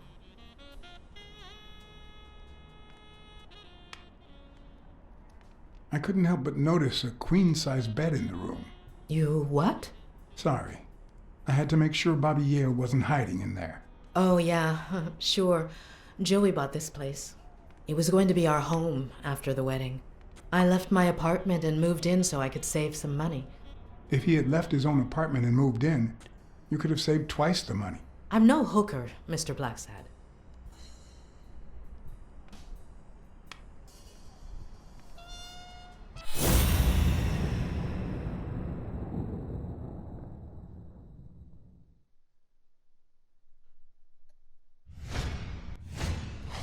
Now that there's almost no pie left, the scent has also disappeared.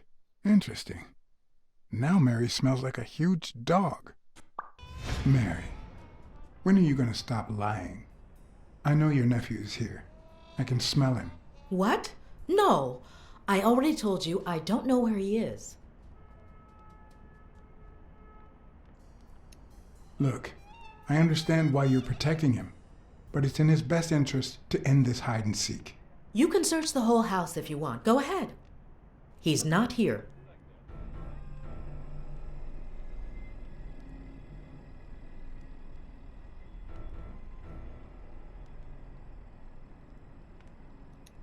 Look, if he's making you do this, just tell me.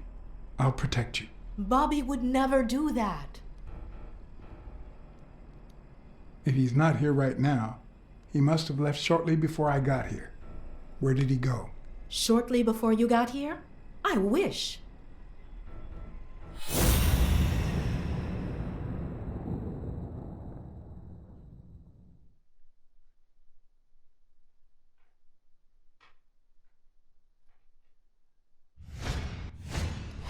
Wait a minute. She's not the one who smells like that.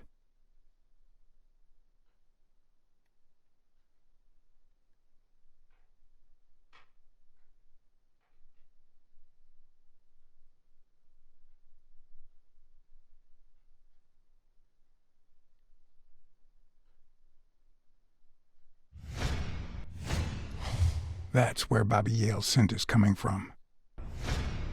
So, that's why you were sitting there. What? I don't know what you're talking about. Yes, you do. Could you step aside so I can check, please? Please go. Mary, for Christ's sake, put that knife down, would you? Leave or I'll...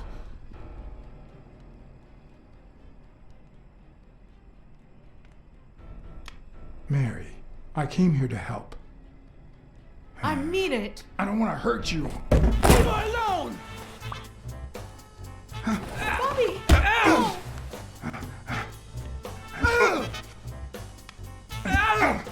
This is gonna lead to shit.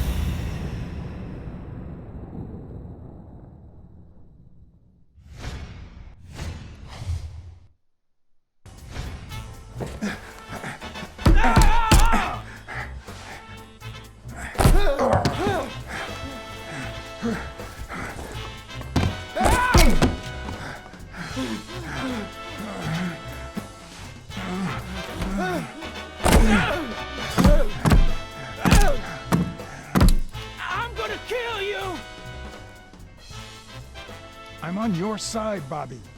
But I'm not on yours.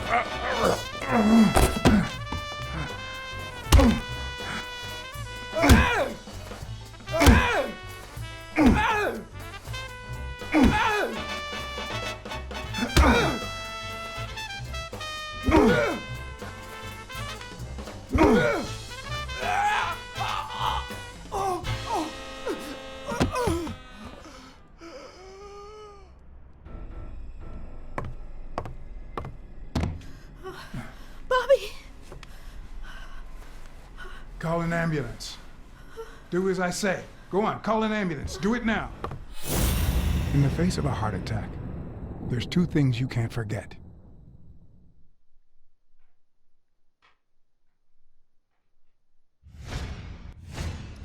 One, stay calm. Two, 1 chest compression per second. 1 Mississippi. 2 Mississippi. 3 Mississippi. 4 Mississippi. 5 Mississippi. 6 Mississippi. Bobby! Oh, Bobby! Thank you, Bobby.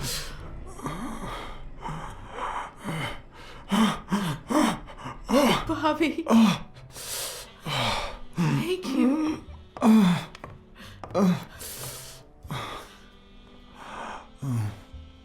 I had lots of reasons to consider this a great day. I had investigated a suicide case. I had discovered that, in truth, we were dealing with a murder. I had found and captured the prime suspect. And I had saved a life.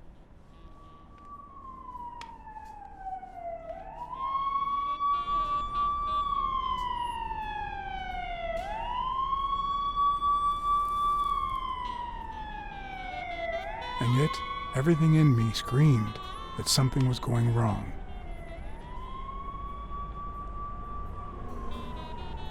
Terribly wrong.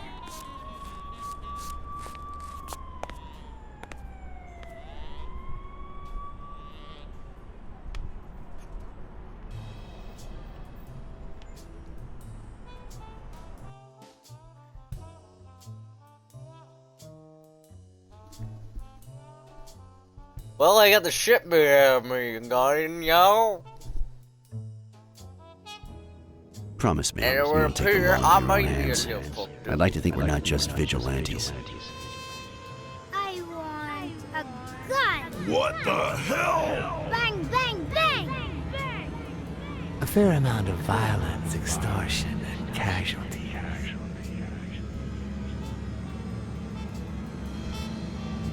I hate detectives. Bang, bang, bang! You're dead meat, cat. That you, Smirnoff? You seem agitated. Nightmare? How long have I been sleeping? I just got here. Anyway, why don't you go home? In his current condition, Yale's not going anywhere. Besides, we'll take it from here.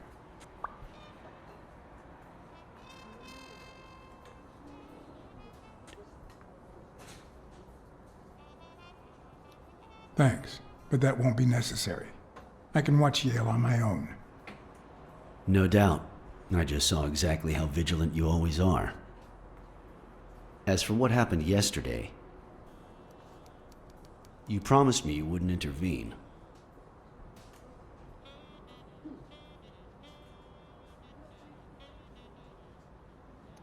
Bobby Yale attacked me. I had to do something. If you had warned me, maybe we could have avoided his assault. Anyway, what's done is done.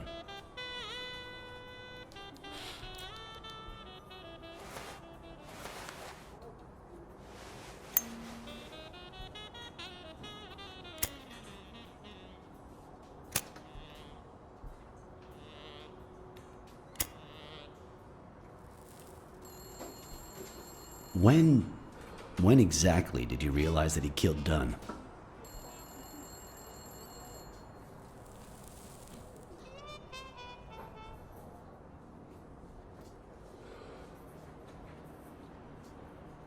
Out of sheer curiosity. I'm a cop after all.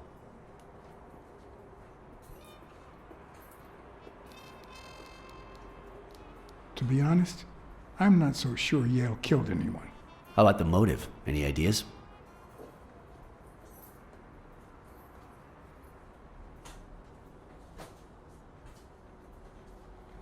I know Dunn wanted to call the fight off after something Yale did, but I still don't know what. In any case, hopefully Yale will tell us more. Would you let me ask him some questions when he wakes up? I know you will, with or without my permission, so I'd rather not feel betrayed. In exchange, drop by the station when you can. Your investigation could really help my men. Who, by the way, must be waiting for me to interrogate Mary Purnell. Boy, she was hard to pry from Yale's side.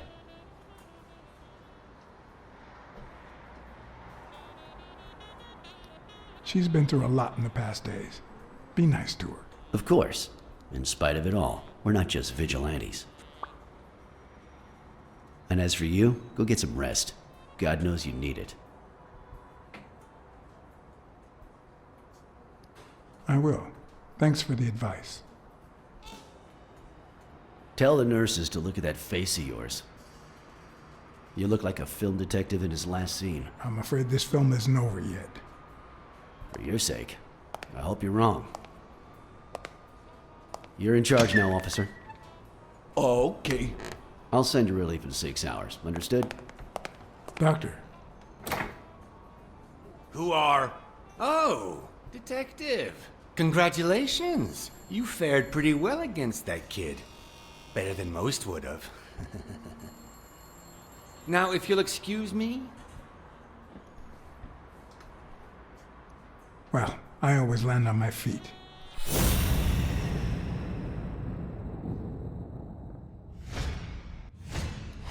We, as a society, simply don't trust reptiles.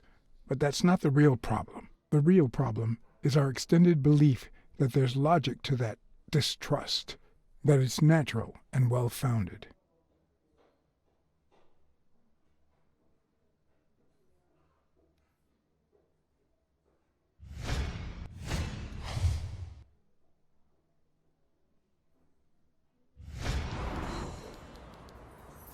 How's Yale?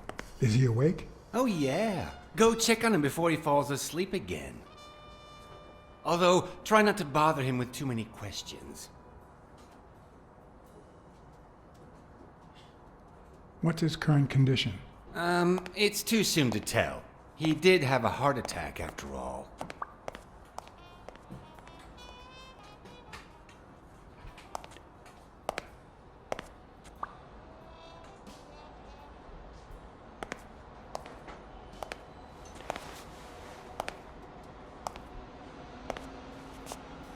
Go away.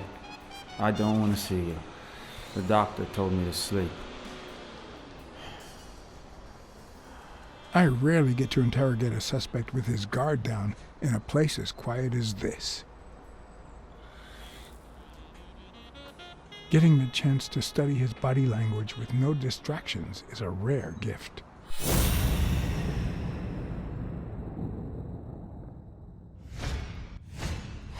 His heart rate is increasing.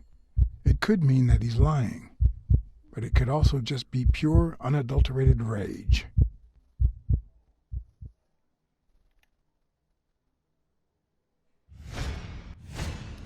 He's looking straight at me. If he couldn't hold my stare, I'd think he's lying, but that's not the case.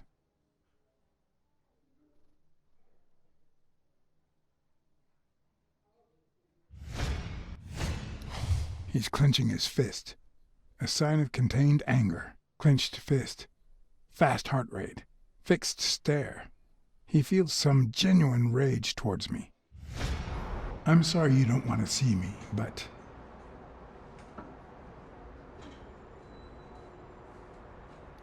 I saved your life, son. Maybe my aunt feels gratitude. I certainly don't. Luckily, I just got my medication. I'll be snoozing soon. All right, I'll just cut to the chase. Who killed Joe Dunn? What? Are you trying to confuse me? Joe hanged himself.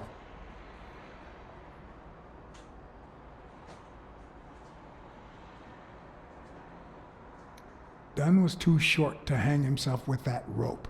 So, it's true? He was murdered.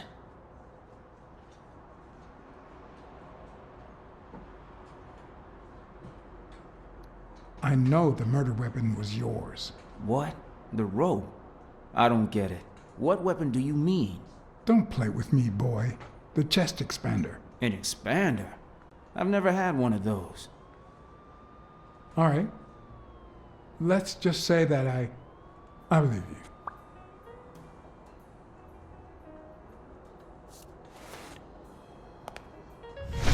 The murderer killed Dunn with a chest expander and planted evidence to make us believe it was suicide.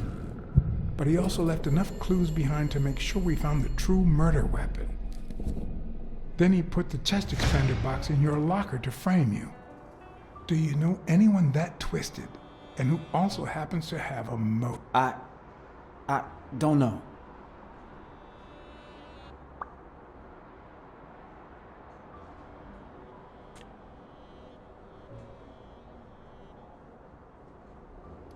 Maybe it was... What am I saying? Jake could never pull off something like that. Nothing. Never mind. What about Frank Cassidy? Do you think he has a motive? Maybe. A few weeks ago, Joe took me to a boxing managers association meeting. Headed by Cassidy. Yeah. He was obsessed with making it illegal for boxers to fight without a manager, or without an associated manager. Everyone seemed to go along with it until Joe spoke up.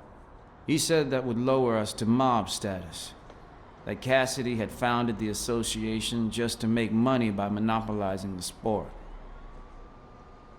That made others think twice. And Cassidy ended up empty-handed. Poor Cassidy.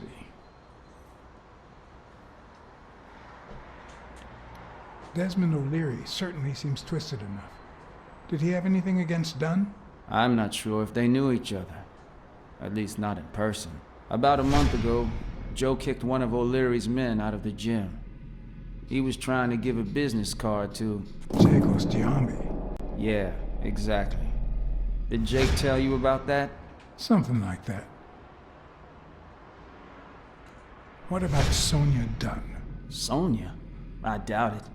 She's odd, but she's his daughter. I've seen worse, believe me. Blacksad. I think I owe you an, You know, my father disappeared when I was 6, right after winning a fight. We never heard from him again. Do you know what that does to a kid? Who knows where I'd be if Joe Dunn hadn't been in my life. Even when I lost my way and put a gun to his head years later, he still took me under his wing and managed to steer me in the right direction. And now that he's gone, you're risking your life to find his murderer. Thanks.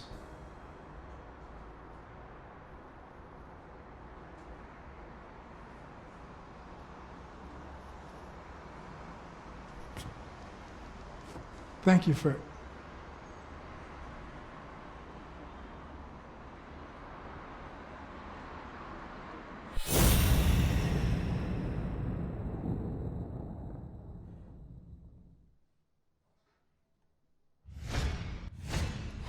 The hands say a lot about what's going on inside a person.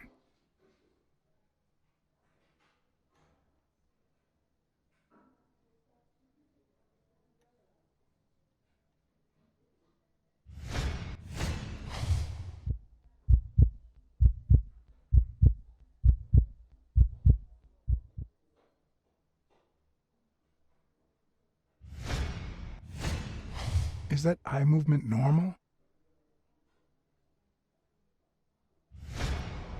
He seems restless. Should I tell someone? The number of cigarette butts is inversely proportional to my hours of sleep. Ah, damn.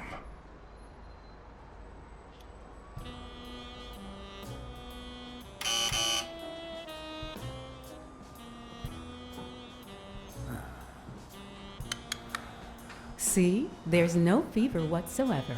He must be having a nightmare. Are you sure? Wouldn't you have nightmares too, after what he went through yesterday? I know I sure wouldn't sleep. I have nightmares myself, but those go way back. Oh, the poor thing. Do you know what my nightmare is? It's that witch I have to work with. Oh. Good thing she's got trauma surgery at 12:30, but I wish it were a little sooner, you know? Anyway, thank you for letting me know, and for bringing him in. You don't know how excited I am to be involved in a criminal case. It might not be important, but I need to take a look at his medical report.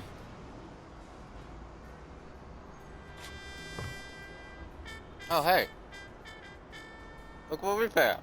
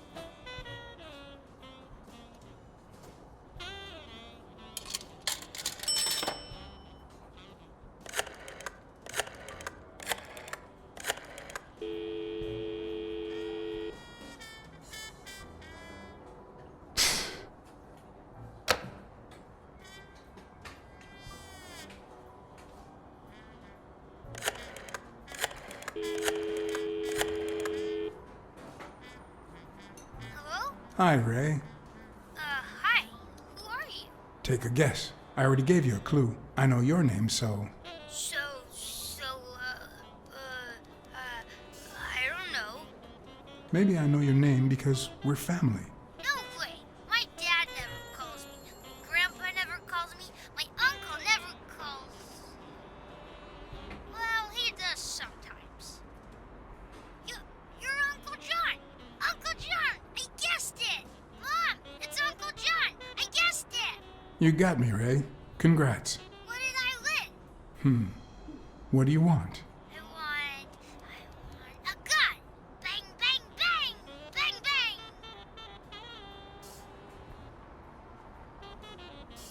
Good guys don't carry guns, Ray. You know why? Because they always end up shooting someone.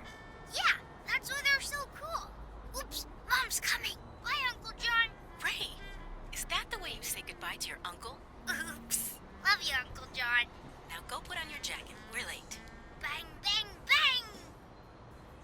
What a surprise. How are you? Hey, Donna. Bang, bang, bang. Everything's fine.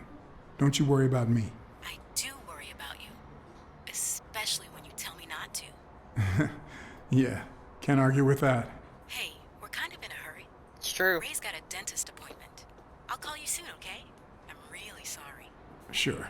One last thing. Ray, hurry up. We have to go. Did you find a job yet? I did. I'm a tour guide in Santa Fe. Okay, now I really have to go. Bye, John. Bye, Uncle John. Bang, bang, bang.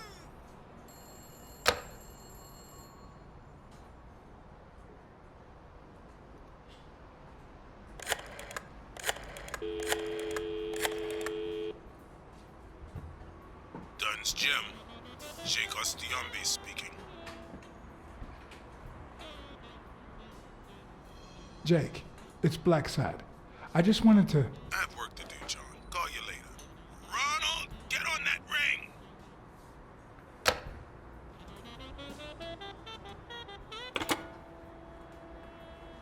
Should have said get Sonia. Jesus. Asshole. I need to throw someone else on the phone.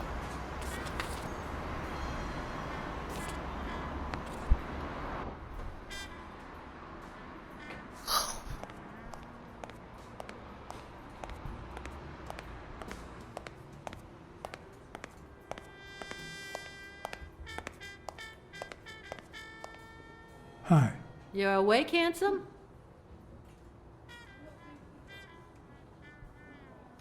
They ran several tests on Bobby Yale last night after admitting him.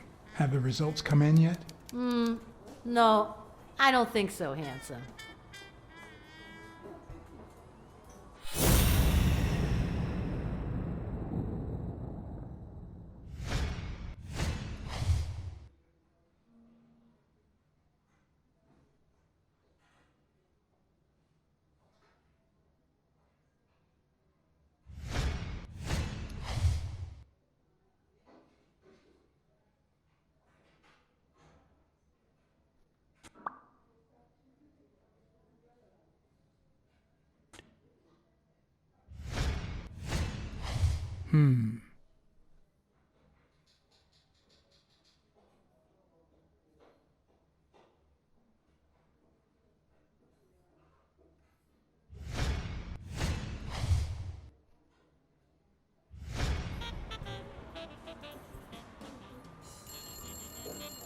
I'll take a pack of Morley's, please.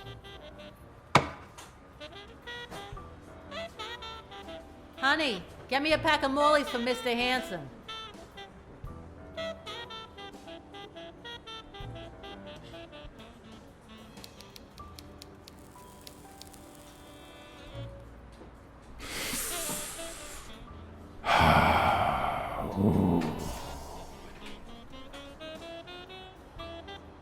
I won't be able to read Yale's medical report if she's around.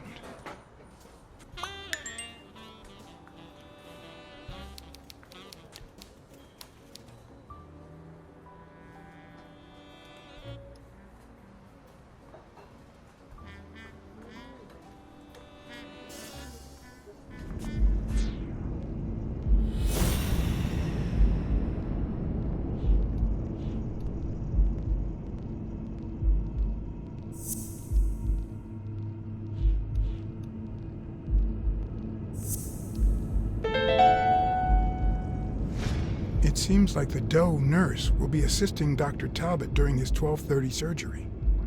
In 4 hours. Could I get them to operate any sooner?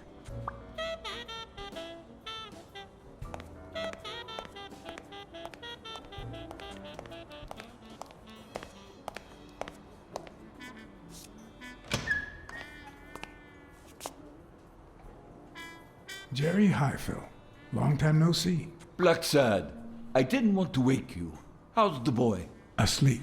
I hope he recovers in time for the fight. I got tickets. Although between you and me, he doesn't stand a chance. It'll be a fun bout, nonetheless. Not like this. God, this is boring.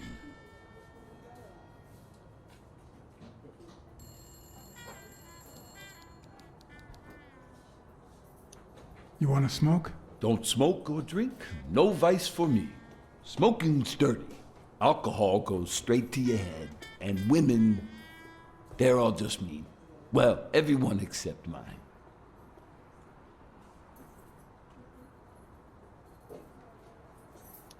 Are the odds against Yale that bad? The boy's talented, don't get me wrong. But stone is stone, you know? I bet half my pay, but you know, no vice for me. You say you've got a good job, and yet you're bored. Well, it's just a figure of speech, really. I like my job. Is it boring? Yes, but I can entertain myself with a good fight or a football game. Well, watching them, that is. Are you sure about that? Not even one little vice? Nope. Between you and me, when someone gives in to vice, it's because something's missing. Something in their life just isn't right. I've got a good wife, a good job, a good house, a good TV, and a good hobby. Sports. Well, watching them, that is. What else do I need, eh? Blacksad, vice is for losers. Man, I'm bored. Well, I'm going back in. Well, there's definitely a chat.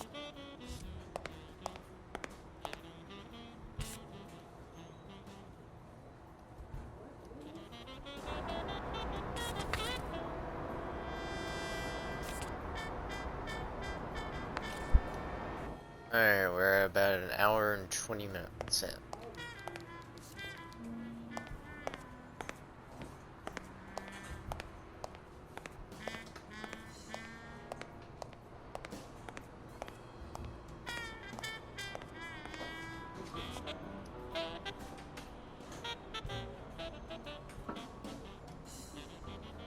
Oh yeah, I can call trauma.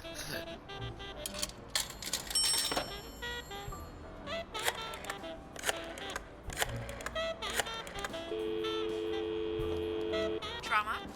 Sherry speaking. Get Dr. Gregor Talbot, please. Yes, 1 minute. No, actually, Dr. Talbot won't be in until 12:30 according to my registry. Can I ask who's calling, please?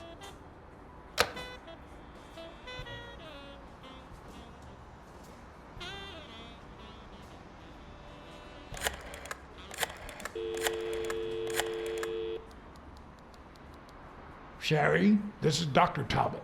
We have to reschedule the 12:30 procedure.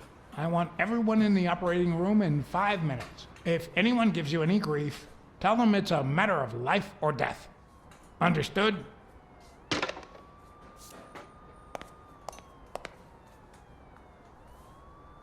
A matter of life and death. A matter of life and death. You gotta be kidding me. People.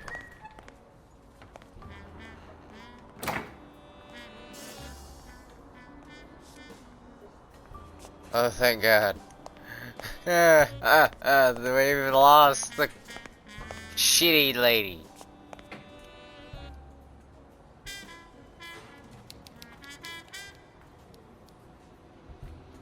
All right now. How do I put this? I need something that you have. Oh. Only if you guess why I'm giving it to you.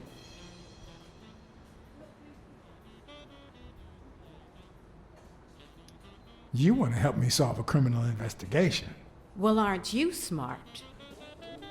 But be quick about it. You hear me, huh? If that witch comes back.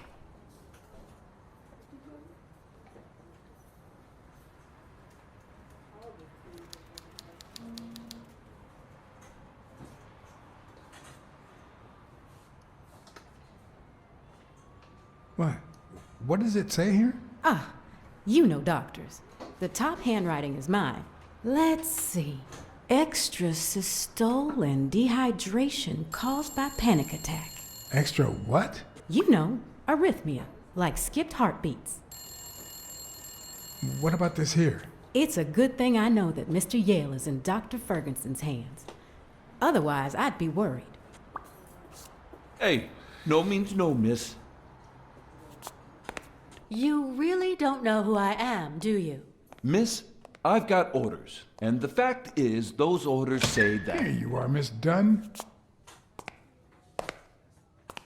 Huh? Tell him, Blacksad. I can't get through that thick skull of his. You see, Highfill,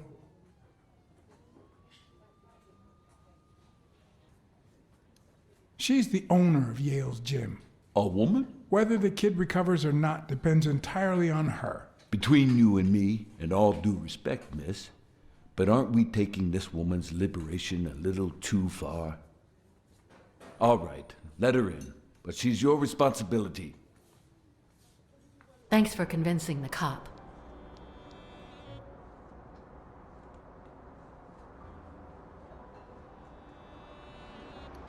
You hired me to find Yale. I wanted you to see him with your own eyes. I see. Anyway, you did your job. I'll send you a check the day after the fight. You can leave now. Why did you come? What are you doing here?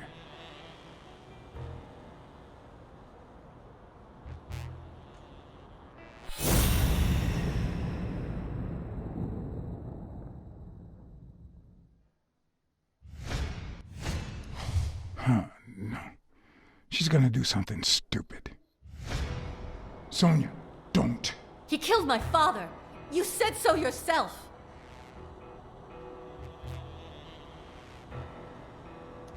Well, now I think he didn't. Sonia, I have reasons to believe he's innocent. He almost killed you in that floozy's apartment. How could he not be guilty?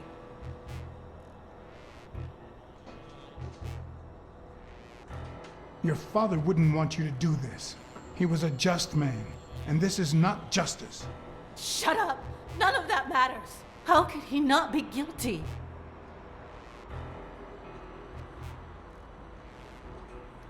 You can't take justice into your own hands. Believe me, it will haunt you as long as you live.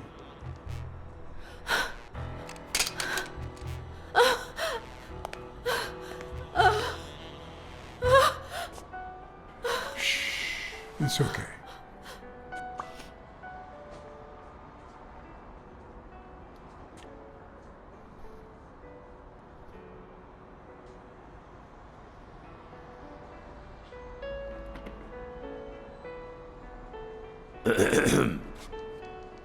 Uncle Tim!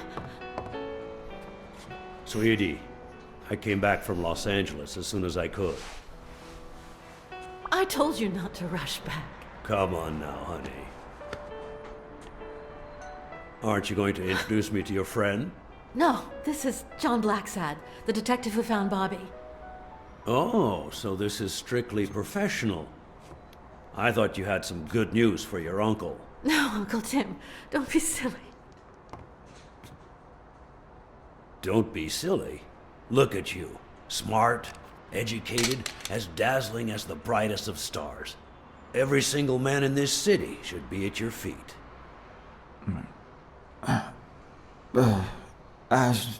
Come on, we'd better let him rest.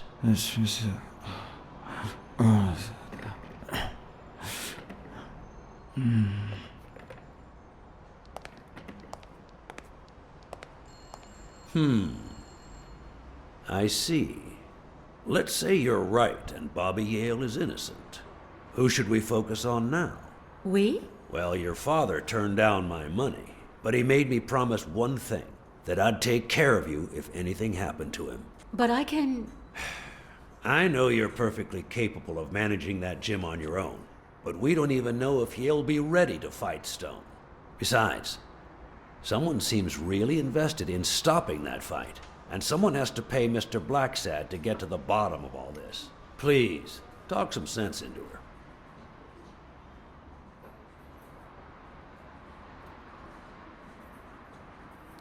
It's your life. As much as you love your uncle, it's up to you to decide whether you want his help or not. Blacksad, I was just starting to like you. All right. Thank you, Uncle. Thank you so much. All right, stop crying or you'll ruin your makeup, honey. Now fix yourself up and I'll buy you some breakfast. Wait, my purse. I'll get it. It must be... Blacksad, wait a minute. I think she needs some time alone, just like you and me. Listen, boy, do whatever it takes to find Joe's murder. Whatever it takes. If things get messy, don't worry. I'll clean them up. Deal?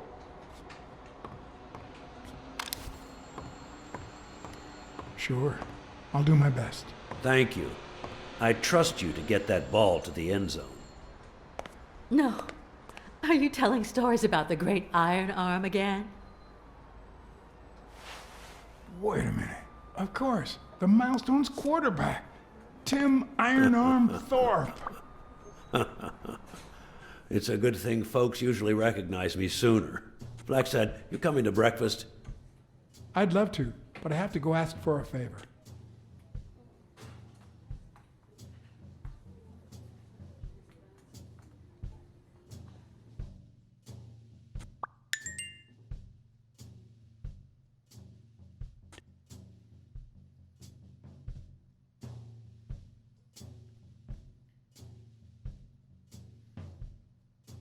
Hot damn.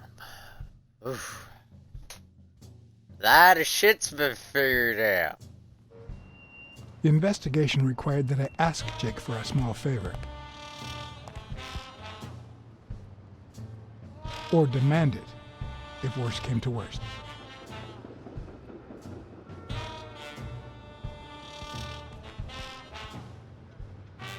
Damn, it didn't want to show the mid-surfer map.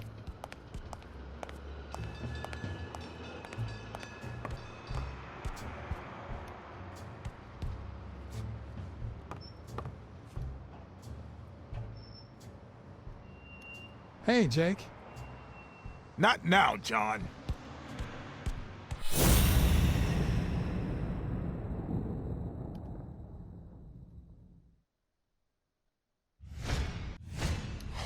Not the smartest cookie in the jar, nor the most tactful.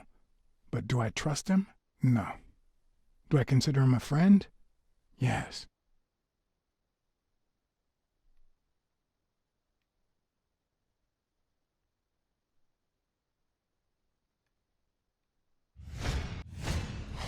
He's been training with those same shorts for who knows how long.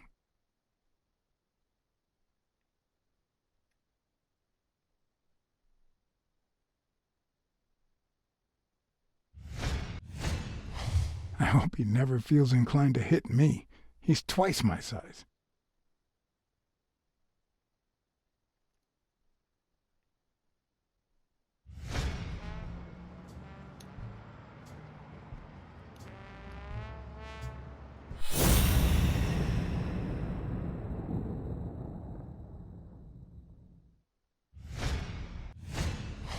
This one's got extra padding, just like Jake.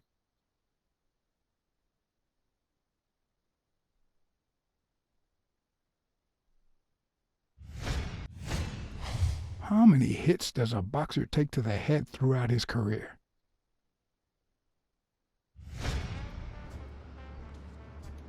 Hey, hi.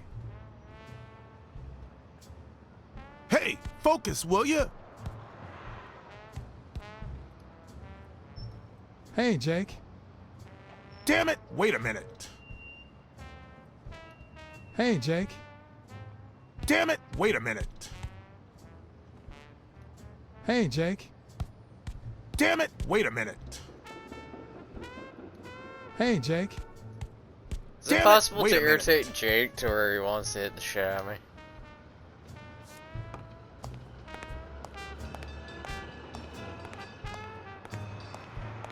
I once shredded a bag like that, just out of pure rage.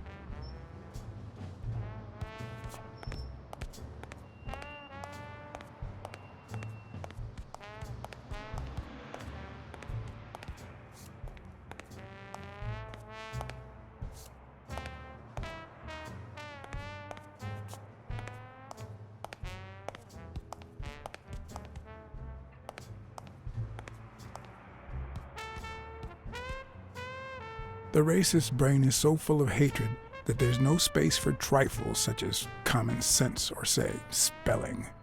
But this most cultured writer spotted the error and attempted to correct it. Not sure what to make of the outcome.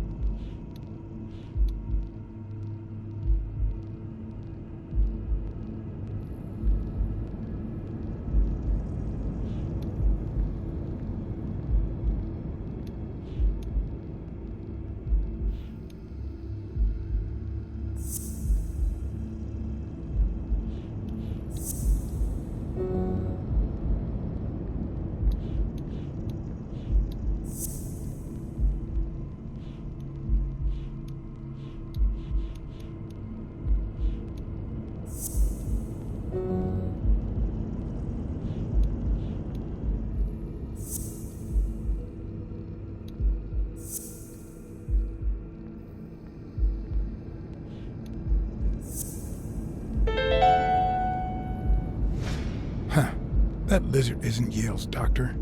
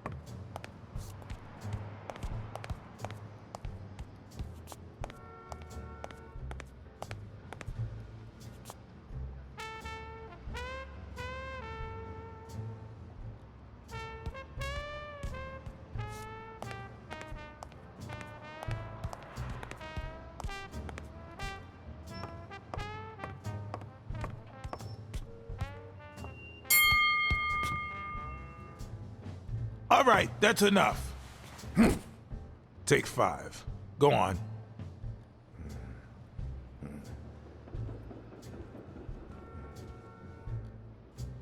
What, John? What's so important?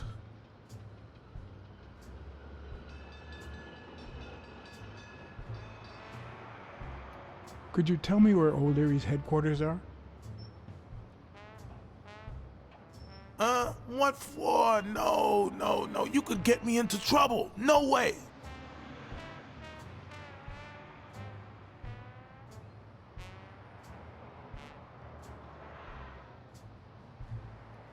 You lied to me yesterday. And being the good friend that I am, I kept your secret. You owe me. I don't think I'd keep protecting you if we weren't friends. Although, if we were friends, you wouldn't hesitate to help me. Tell me, Jake, are we friends or not? Damned cat. All right. O'Leary's hideout is in the basement of a Chinese restaurant. But I don't even know how to get in.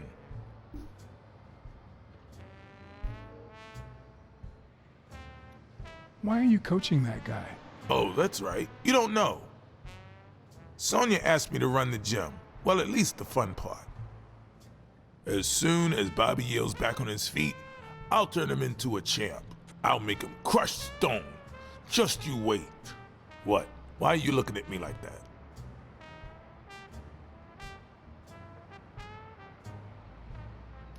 Is it the first time you coached anyone? Yeah, but you think I can't do this, don't you? Well, screw you. We'll win that fight. Have you noticed anything strange about Sonia? I don't know. He's thinking. Yesterday she said she hated the gym. But it also seemed like she wanted to save the place. Do you get any of this? I sure don't.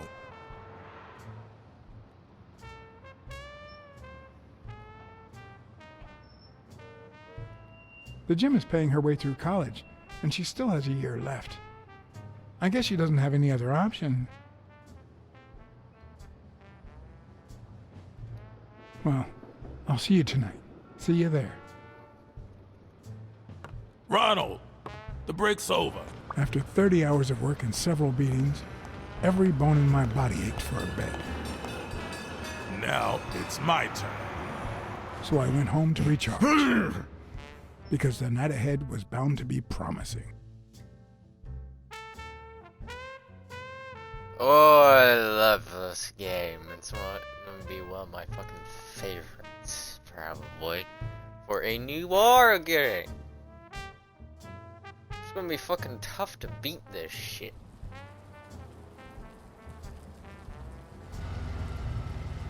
I always love being private dick. What do you know about that basement? Well, let me think. Nothing? Come on, Jake, for Christ's sake.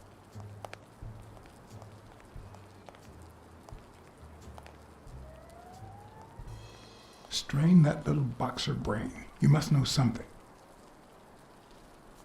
I've come to get O'Leary several times, but they always make me wait in the dining room. One day it was so late that the restaurant was closed. They made me call from a payphone in that alley over there to let them know I was here. A few minutes later, O'Leary came out the back door, that red one there. All right. You stay by the payphone. Wait till I'm inside. If you see anyone, call the same number you did that one time. Let it ring twice and hang up. Got it? Screw you! A promising night indeed. Hot damn. He's an angry son of a bitch. Oh, stupid duck.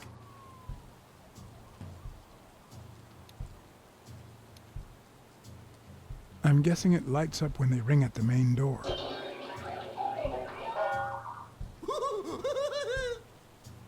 Does he need a shotgun to deal with suppliers?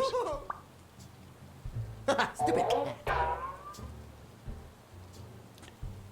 Would he even notice if I got in? Oh, stupid duck. Maybe it leads to the basement.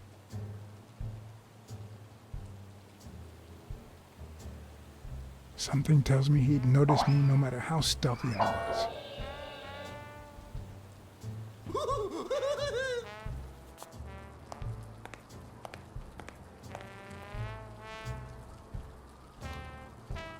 No. The plan will only work if O'Leary doesn't know I've been here.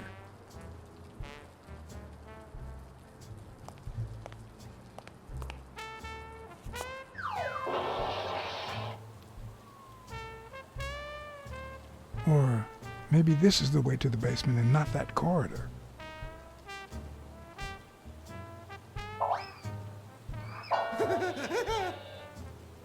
Stupid coyote!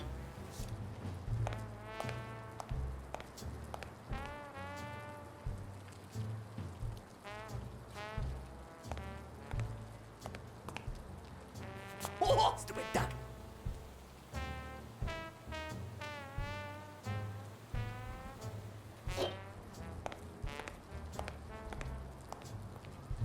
Alright, nothing else of my knowledge to learn from that one door.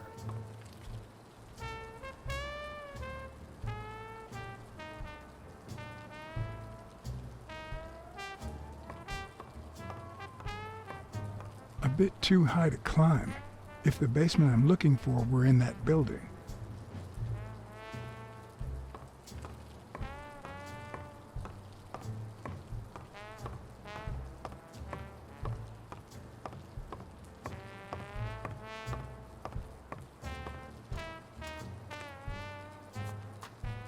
If I'm right, could it be an elevator shaft? How does this thing open?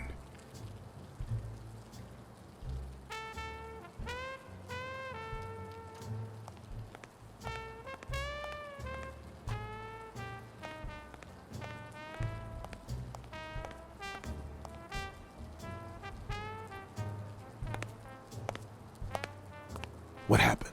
Should we run for it? Do I look like I'm in a hurry?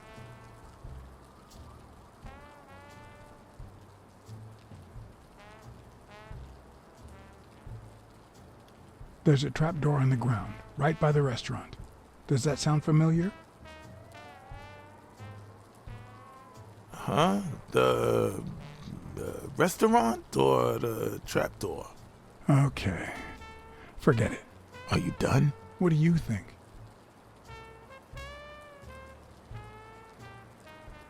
I've seen two possible ways to access the basement, but... You really think I can help you with that? What's taking you so long? You want to switch places? There's a guy watching TV inside the restaurant. A red panda, I think. Doesn't ring a bell. I don't recall any panda waiters.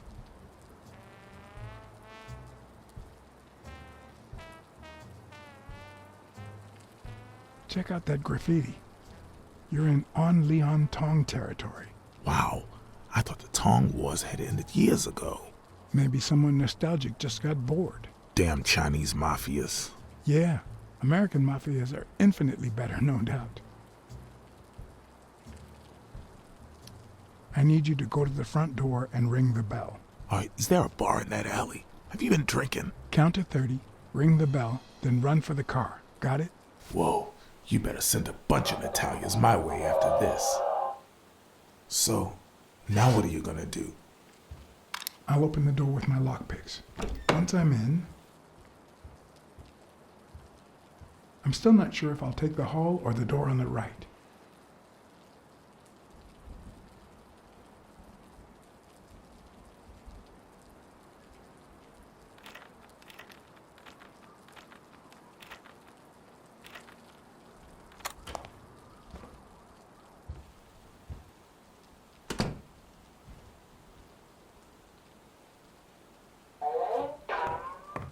The lock on that door was not your standard model.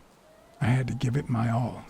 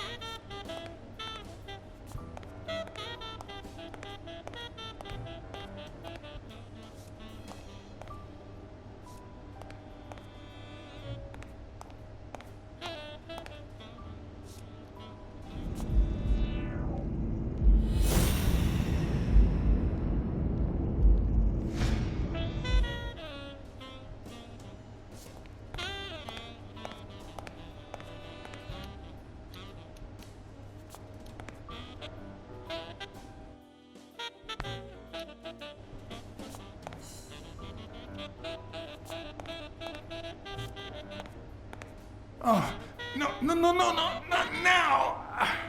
Some answers only come to you when it's far too late.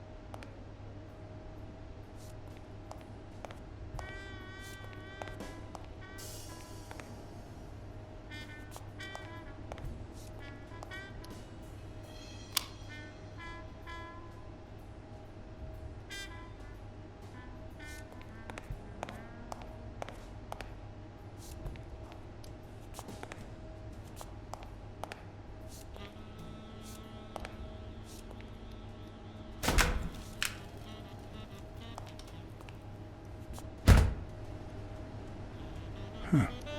I was expecting some frozen bodies.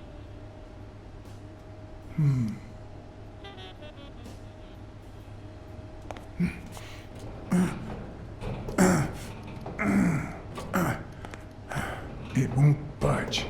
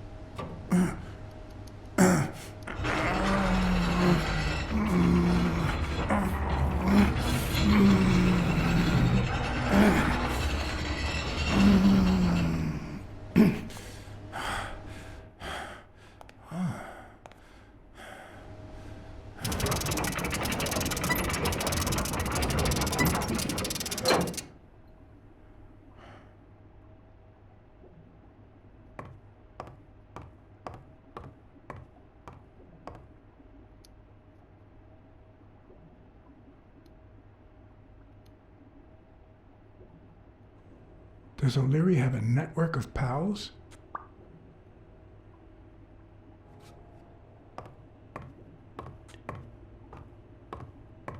Wow. I didn't realize you could place so many bets on a single baseball game.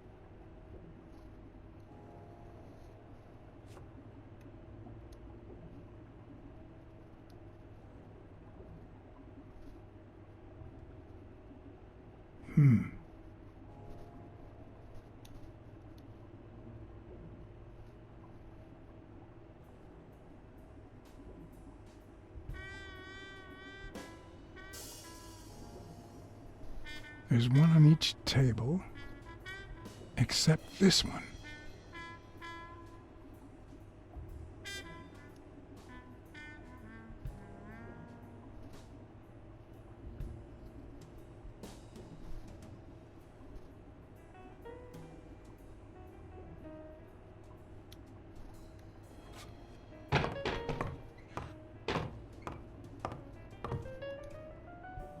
A little thingamajig that adds on its own. What'll they think of next? It looks like a summary of all the bets that come in. Day, amount, bet, wagerer. Wait a minute. Did O'Leary himself bet 5 grand on Yale? Sometimes I forget that criminals, even the office variety, have family and kids.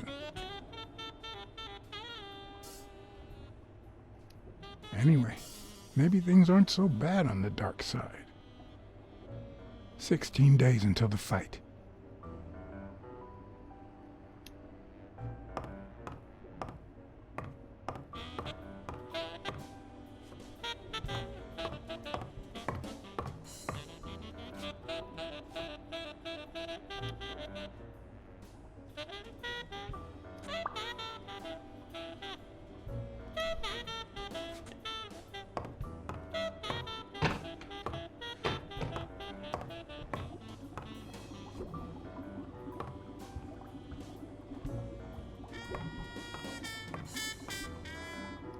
Could that be Ireland?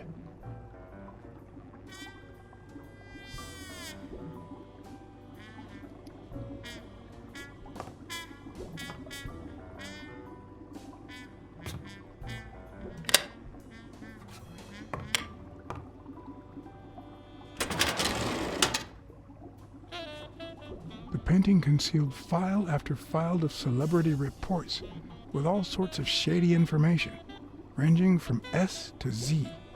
Almost all of them were athletes. Is that what O'Leary meant when he said that detectives and police officers were his friends? I wonder how many spy for him. If I were to pitch in, who would I spy on?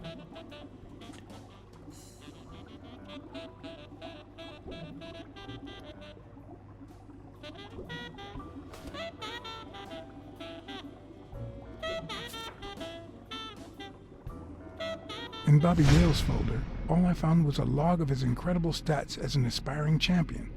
20 victories, 16 by knockout. Although, at the end of the report, someone had underlined one word several times. Untouchable.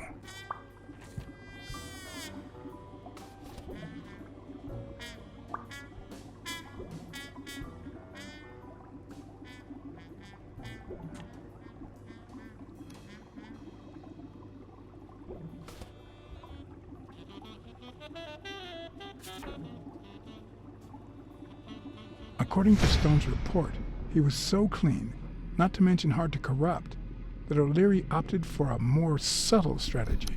Apparently, when he broke up with the tennis player Helen Moore, he set her up with Stone. Lucky for him, they hit it off. As I put away the report, I stopped in my tracks.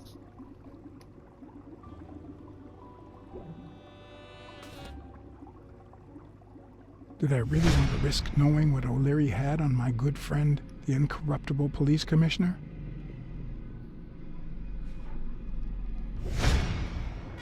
I sighed in relief.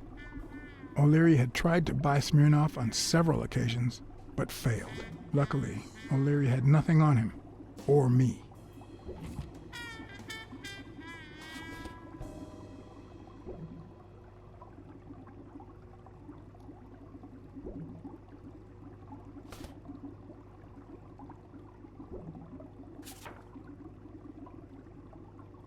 Thorpe had been a rising football star before the war, which he came back from with honors and decorations. After the truce, he resumed his career. He won 3 season trophies and a couple of MVP awards. He retired after an accident that left him paralyzed from the waist down. He started his own sports advertising agency 4 years ago, but according to the files, O'Leary hadn't even tried to corrupt him.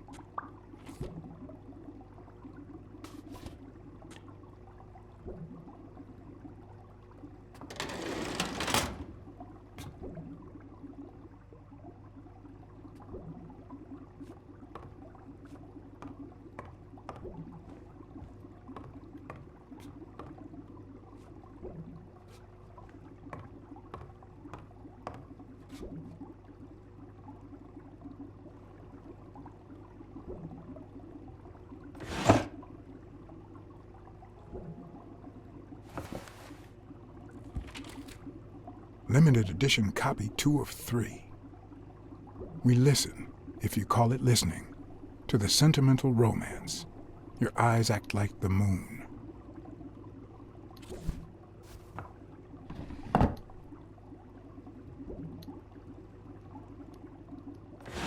If they're not together anymore, why does O'Leary keep so many pictures of romantic moments with Helen Moore?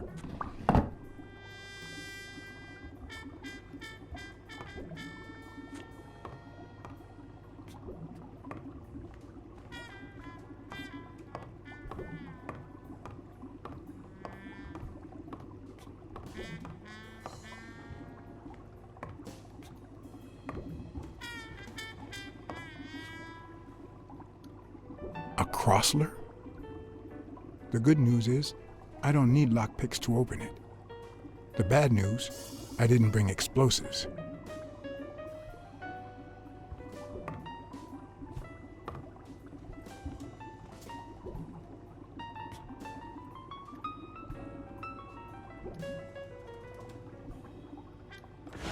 Even Dunn had a gun in his office.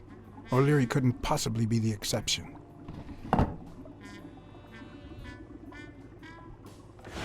Dunn had $200 in his safe. O'Leary had about $20,000 in a drawer.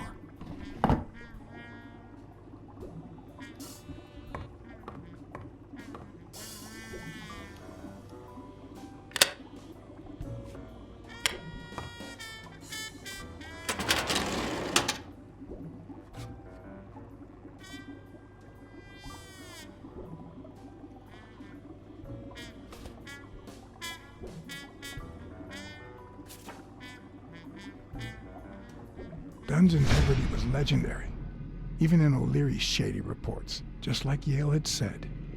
Dunn had kicked one of O'Leary's men out of the gym when he found him snooping around.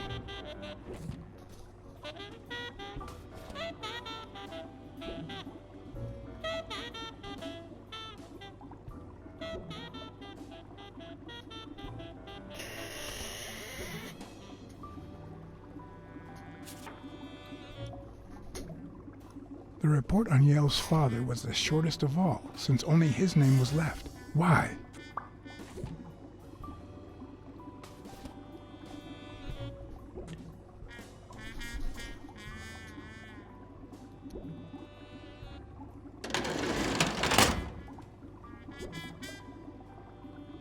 I'd say that's Ireland, too.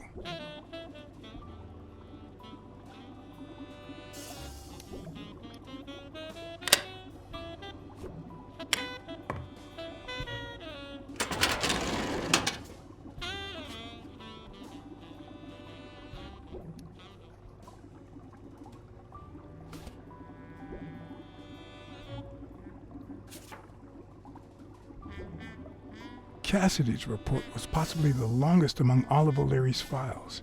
Apparently, their rivalry went way back.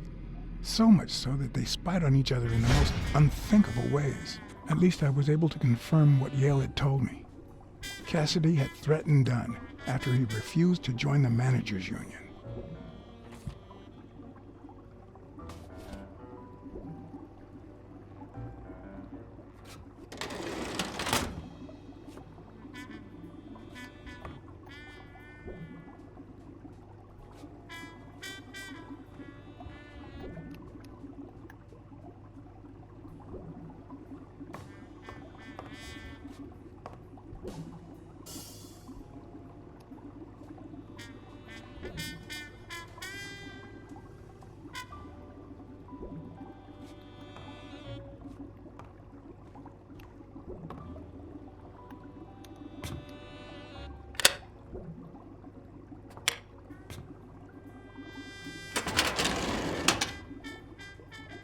Luckily or not, files in through R included no one that I could somehow connect to the case.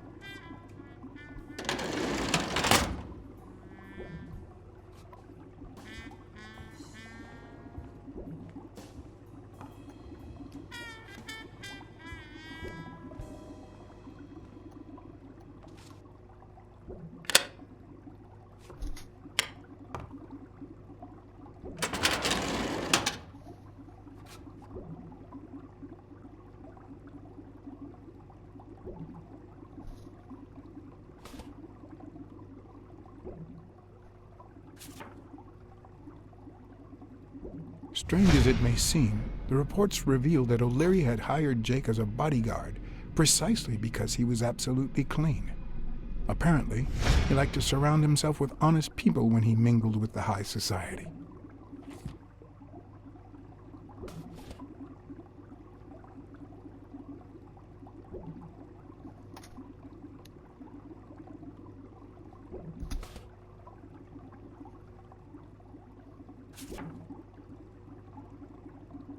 Helen Moore's file was, by far, one of the juiciest. She had been just a run-of-the-mill tennis player until O'Leary launched her career by rigging enough games to help her climb the ranking.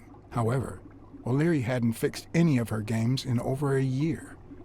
In spite of that, she remained undefeated. Be as it may, it was clear that O'Leary had enough information to ruin her career.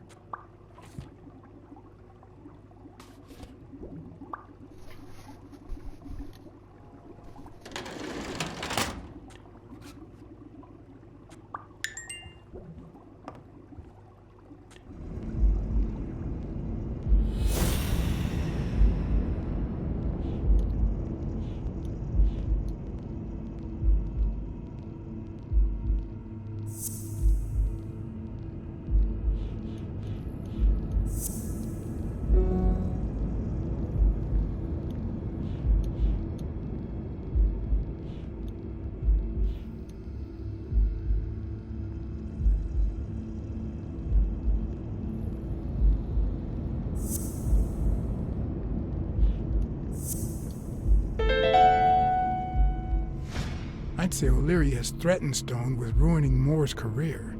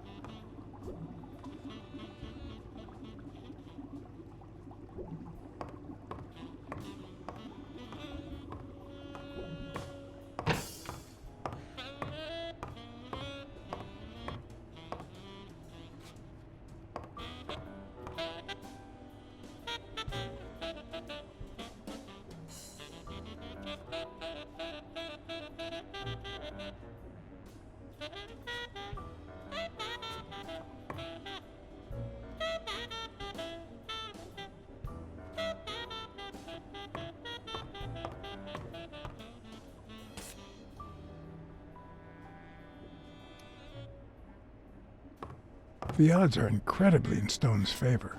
I guess that he's the reigning champion, and Bobby Yale is just a contender, but maybe word got out about his condition.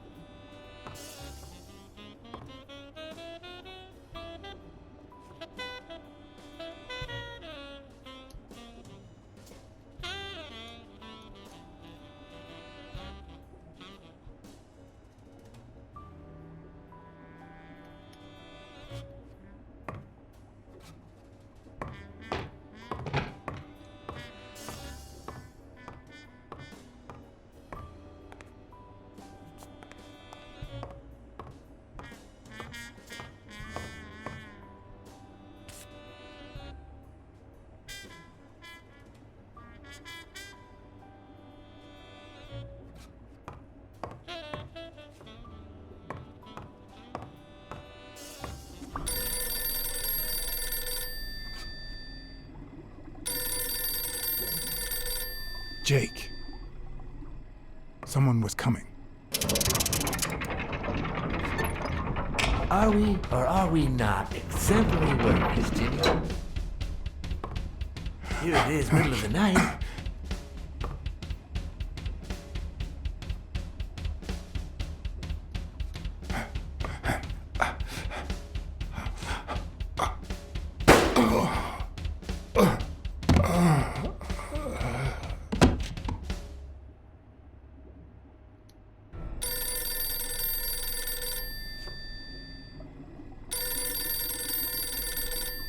Jake. Someone was coming. Are we or are we not exemplary workers, Jimmy? Here it is, middle of the night.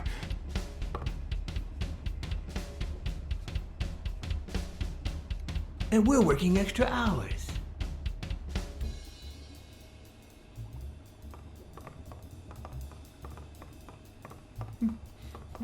Hey, Jimmy, what do you think about that? I think he's scared stiff, Desmond.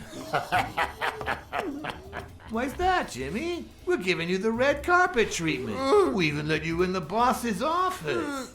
You're one lucky fellow. You can't say I don't treat you well, Jimmy.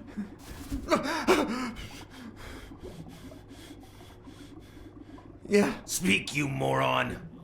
Yeah, very well. Why are you... Shh. Calm down. How long have you worked for me, Jimmy?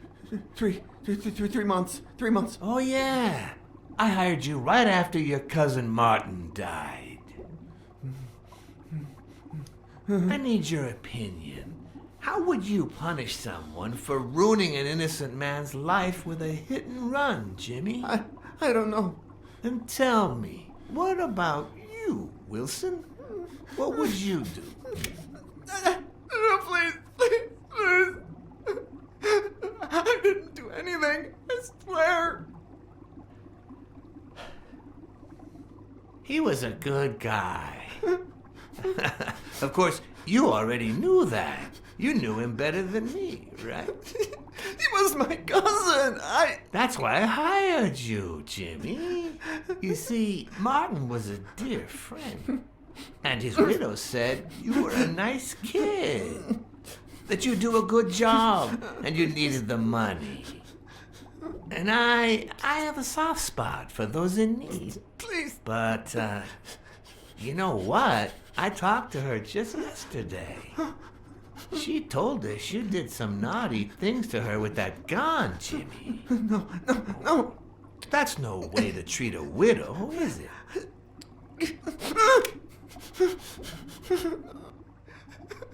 She's lying. Why would I do that? What about the kid? Are you so sure you know how long a kid can hold his breath? With his little head inside a toilet bowl? Son of a bitch. I didn't want to. It was his idea. Selfishly, I was glad I hadn't risked my life to save Jimmy. Maybe not even someone like him deserves to die. But one could also argue that I didn't deserve to die for someone like him. Who's your boss? Give me a name! Cassidy. It was his idea. He said you'd hired me if I'd managed to scare the widow, and I just... All right. Let's just calm down now. It's gonna be okay.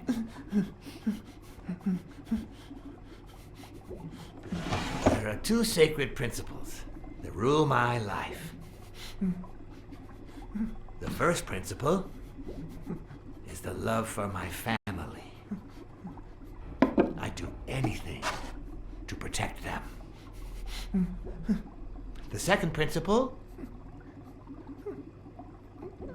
I never put my future in the hands of fate. I always play it nice and safe. And I would even add a third principle, or better yet, a rule. If anything threatens either of these two crucial principles, I take matters into my own hands. You see where this is going? For the first time, I got someone killed. Even though all I really did was rat him out. No, I just... Stop interrupting me, Jimmy! It's not polite! You're all the same. So rude. You know what? Let's leave it at that. You're going to give a message to that disgusting walrus Cassidy, aren't you? Yeah, sure. Whatever you say. Yeah, sure. Good boy. What's the message? Oh, Jimmy. You still don't get it, do you? You are the message.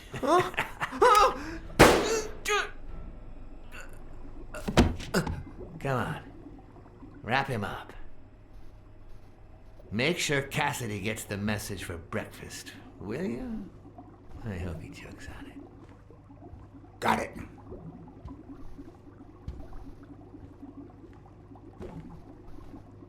Where are you hiding, little fishy? Once again, you didn't get to hear the end of my story.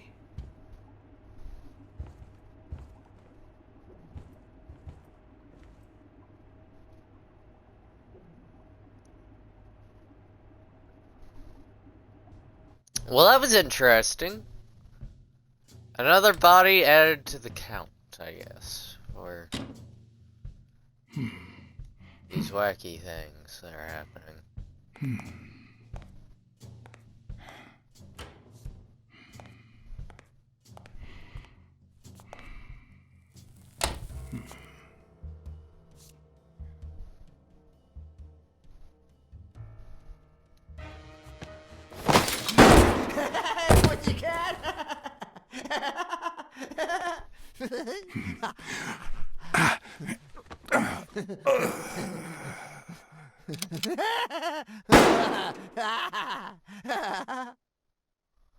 Jesus Christ, that's hard. The hard red panda. Sweet Jesus. Ooh.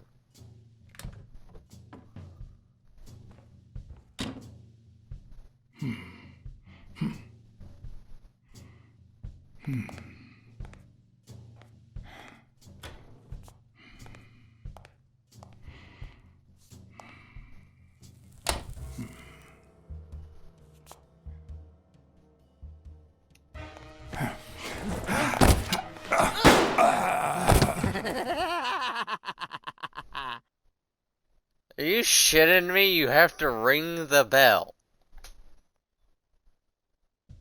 You have to ring the bell, which will draw more attention. Or should draw more attention, unless they're all legit.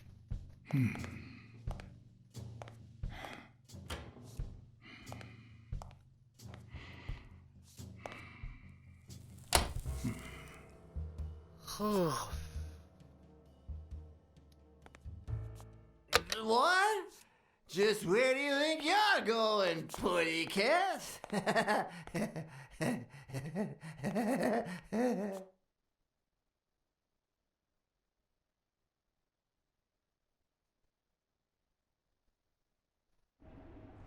Two sacred principles rule my life.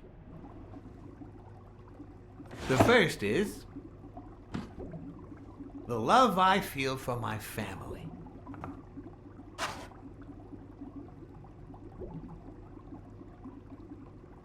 The second,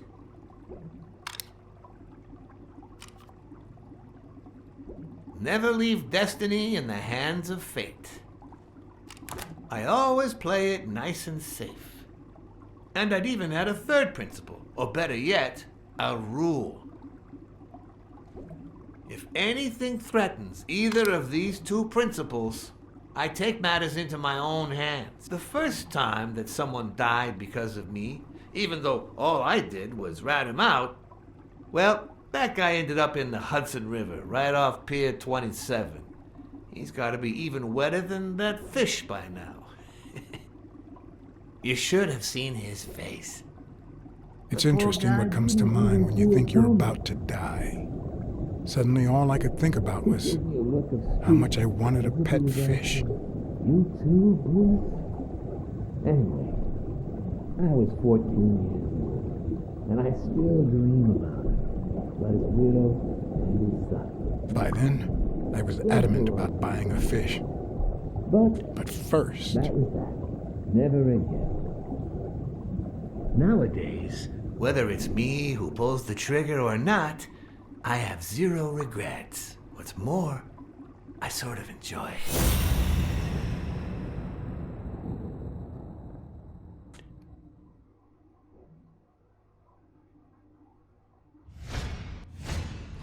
His pupils are dilated, and there's a slight grin on his face. The bastard is enjoying himself.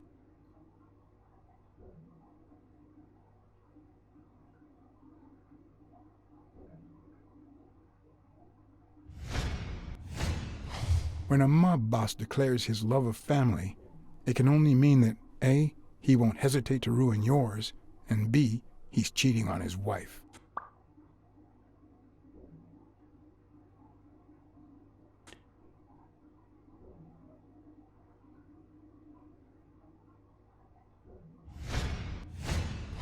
In case anyone had any doubts about who's the boss around here, I'll put my dirty feet on his luxurious table to prove that all of this is mine.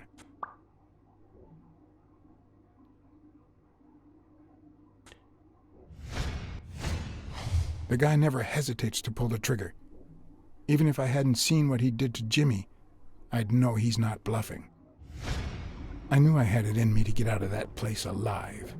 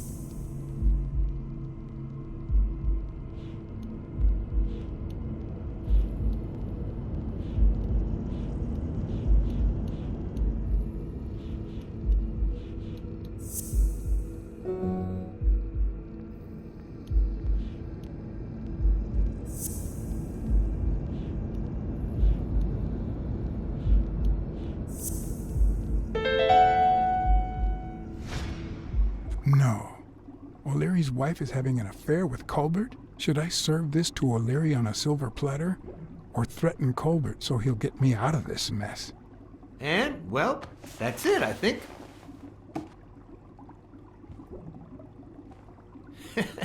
You know, Blacksad, I never made it this far. Congratulations, you're going in style. I didn't want to interrupt you because I respect you and your word, but I'm actually here to help. Your wife is having an affair with Colbert. What? Me? No way! Well, here's the thing. I don't respect your word. And since you brought me no proof... Check my coat pocket, on the right.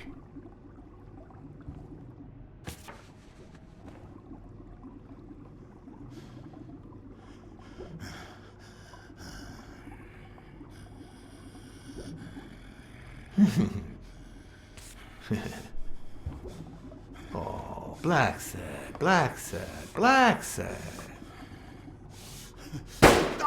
Oops. Thank you very much. And sorry for jumping to conclusions. First, you get a random beating from Wilson. And now this.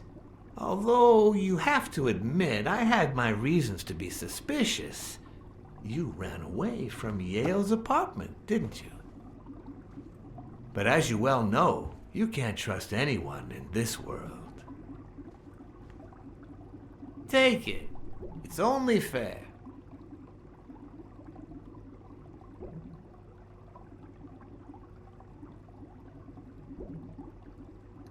I want to bet it all on the fight, on Sonia Dunn's behalf. Oh, what a romantic you are. We listen, if you call it listening, to the sentimental romance.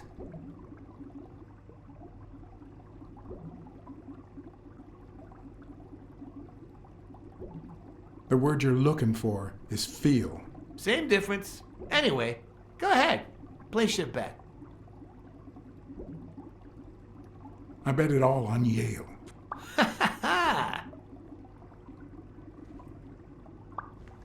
Oh, Blacksad. Aren't these odd hours to pay me a visit? Your message was important, but certainly not urgent. It could have waited until tomorrow, don't you think?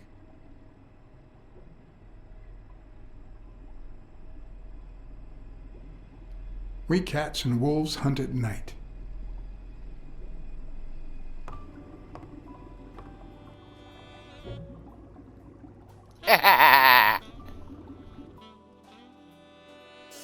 Woo, baby! And fuck you right now. I wish I was a noir fiction writer. At this very moment, I could write a couple of pointed, ironic remarks for the narrator to recount what I just lived through. The dark, crooked alleys of New York reminded me of the state of my own soul. No. Fall loomed over me with the... Fall struck me with the full force of my long-lost youth. Nah, not that. Fall descended over me with the full weight of a guilty conscience. God, that's worse.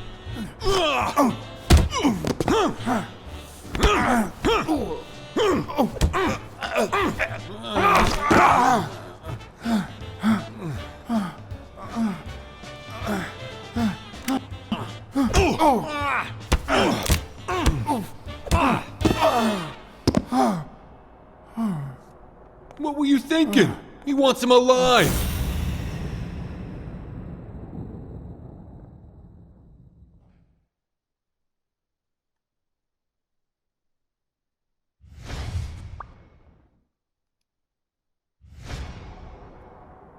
I felt falls seep through my bones like the pain of a good beating.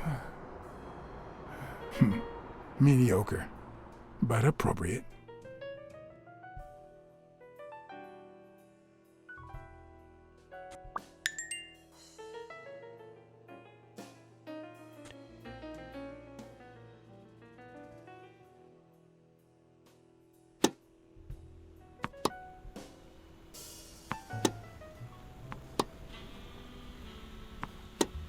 Against all odds, next morning I got up bright-eyed and bushy-tailed.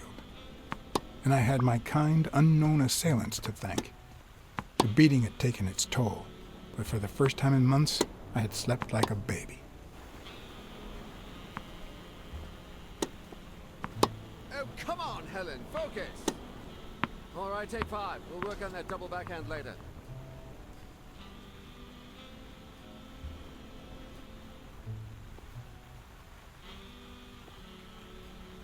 Well, Mr. Blackmore, what can I do for the FBI?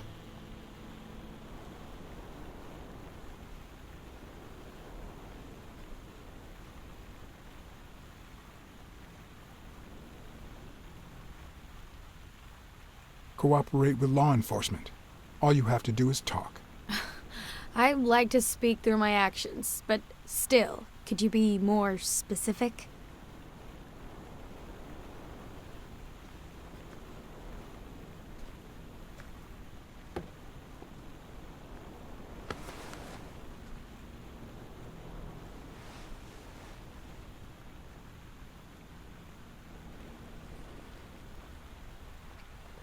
Maybe if we could speak in private?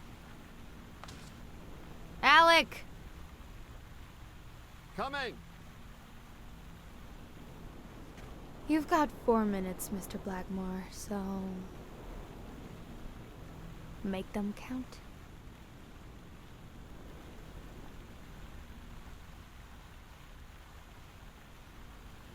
They say you're currently involved with Al Stone, the boxer. Is that correct? Wow, the FBI sure knows what it's doing. So, out of the 100 million Americans who know about that, who did you extort to get such highly confidential information? Don't beat around the bush. We know why you're with him. Oh, so you like his biceps too? Desmond O'Leary asked you to seduce Stone. Why? What? No, I met Al by chance at a party. A party hosted by Desmond O'Leary. No, that can't be. No one is that shrewd. Not even him. Damn, I hate that bastard.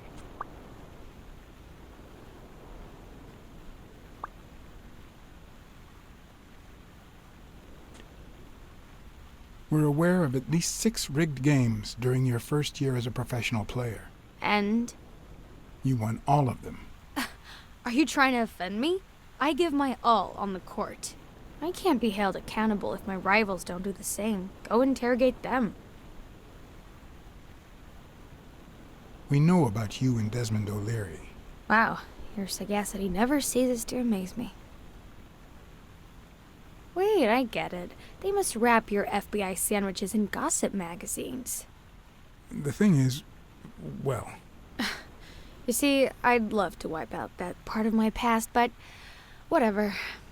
Do you have any regrets? Ads pay more than trophies. Can you believe it? Being associated with such a shady character could only damage my reputation. Trust me, never get involved with a married man. Anyway, at least now I know why you mentioned the rigged games.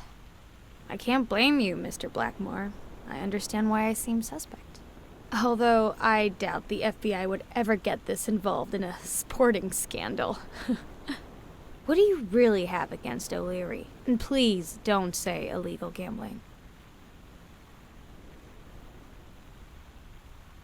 O'Leary is a murderer. Every criminal organization has blood on his hands. His is no exception. And we have proof. I'm serious, Miss Moore. America can't afford to let anyone shake its foundations like that. And America's sweetheart can't afford it either. Help us out. Talk to us. And why should I, Mr. Blackmore? What do I stand to gain or lose?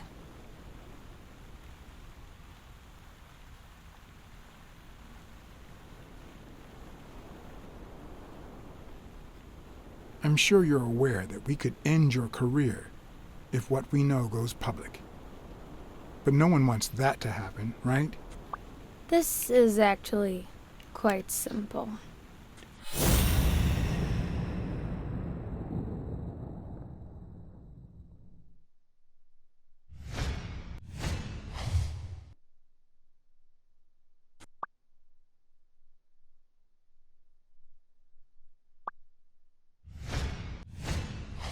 One lucky gal. You have a light, sir?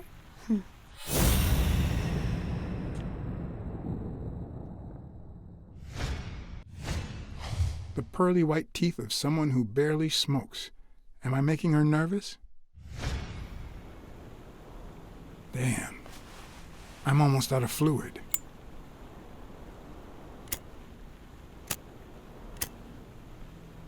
Wanna know my trick? Go down to start, then up with it, and then down again.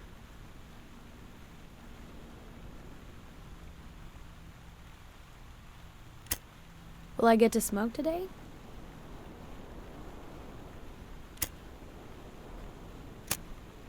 Will I get to smoke today?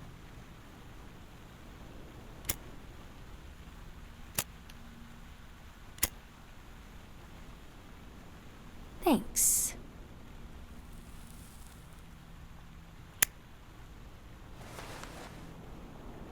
I don't know what you want me to say. You're trying to frame O'Leary, perhaps rightfully so, but I think you're barking up the wrong tree.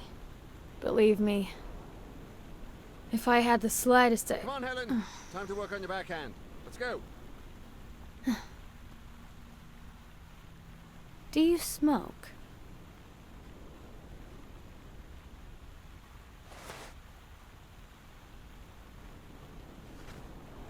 Nice meeting you, Mr. Blackmore. Did you bring my water?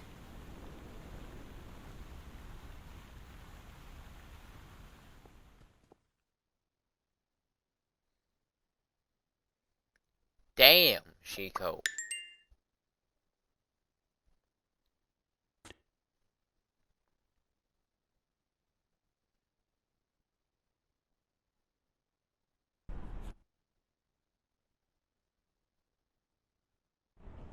She tossed a cigarette in your face? You're such a loser! Too bad I was busy chasing Cassidy. If that had been me, America would no longer have a sweetheart. So, what do you say, you and me, we change places next time, huh? Your turn. Now tell me, what did you find out? You're gonna love this. You ready? I've got news, but I happen to also have a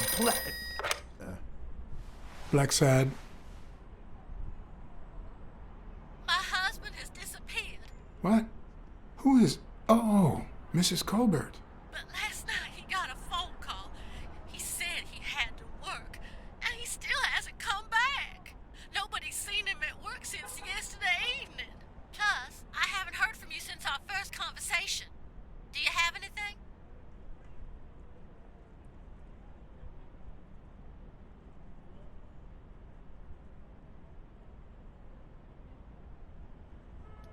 Your husband ran away with his lover. Somewhere far. Farther than you can imagine. I'd forget him if I were you. It's time to... What? Why didn't you tell me before? I know. I should have said something. I'm afraid I can't hide the truth. Mrs. Colbert? That good for nothing? I'm gonna scratch his eyes out.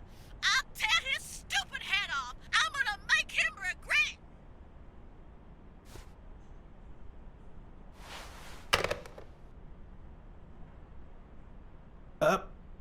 But what just happened? Is there anything you didn't tell me? Maybe.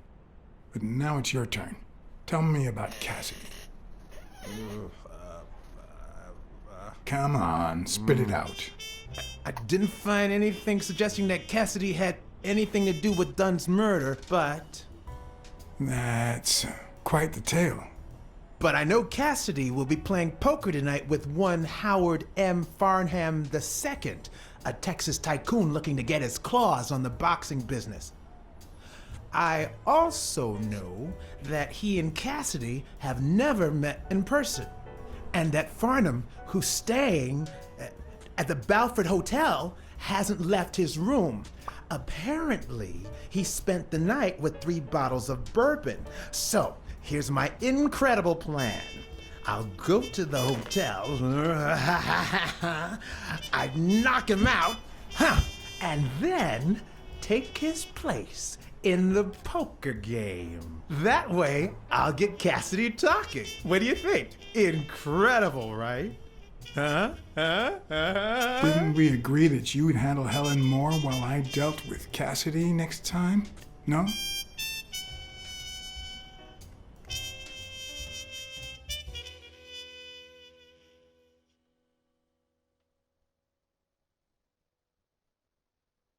Alright, next time it saves, I think I'm gonna call it a night.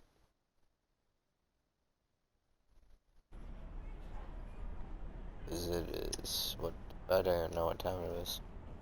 Jesus, 3 AM. God! They made me streaming this long. There's the save thing. And I am going to call it here, ladies and gentlemen. Good night.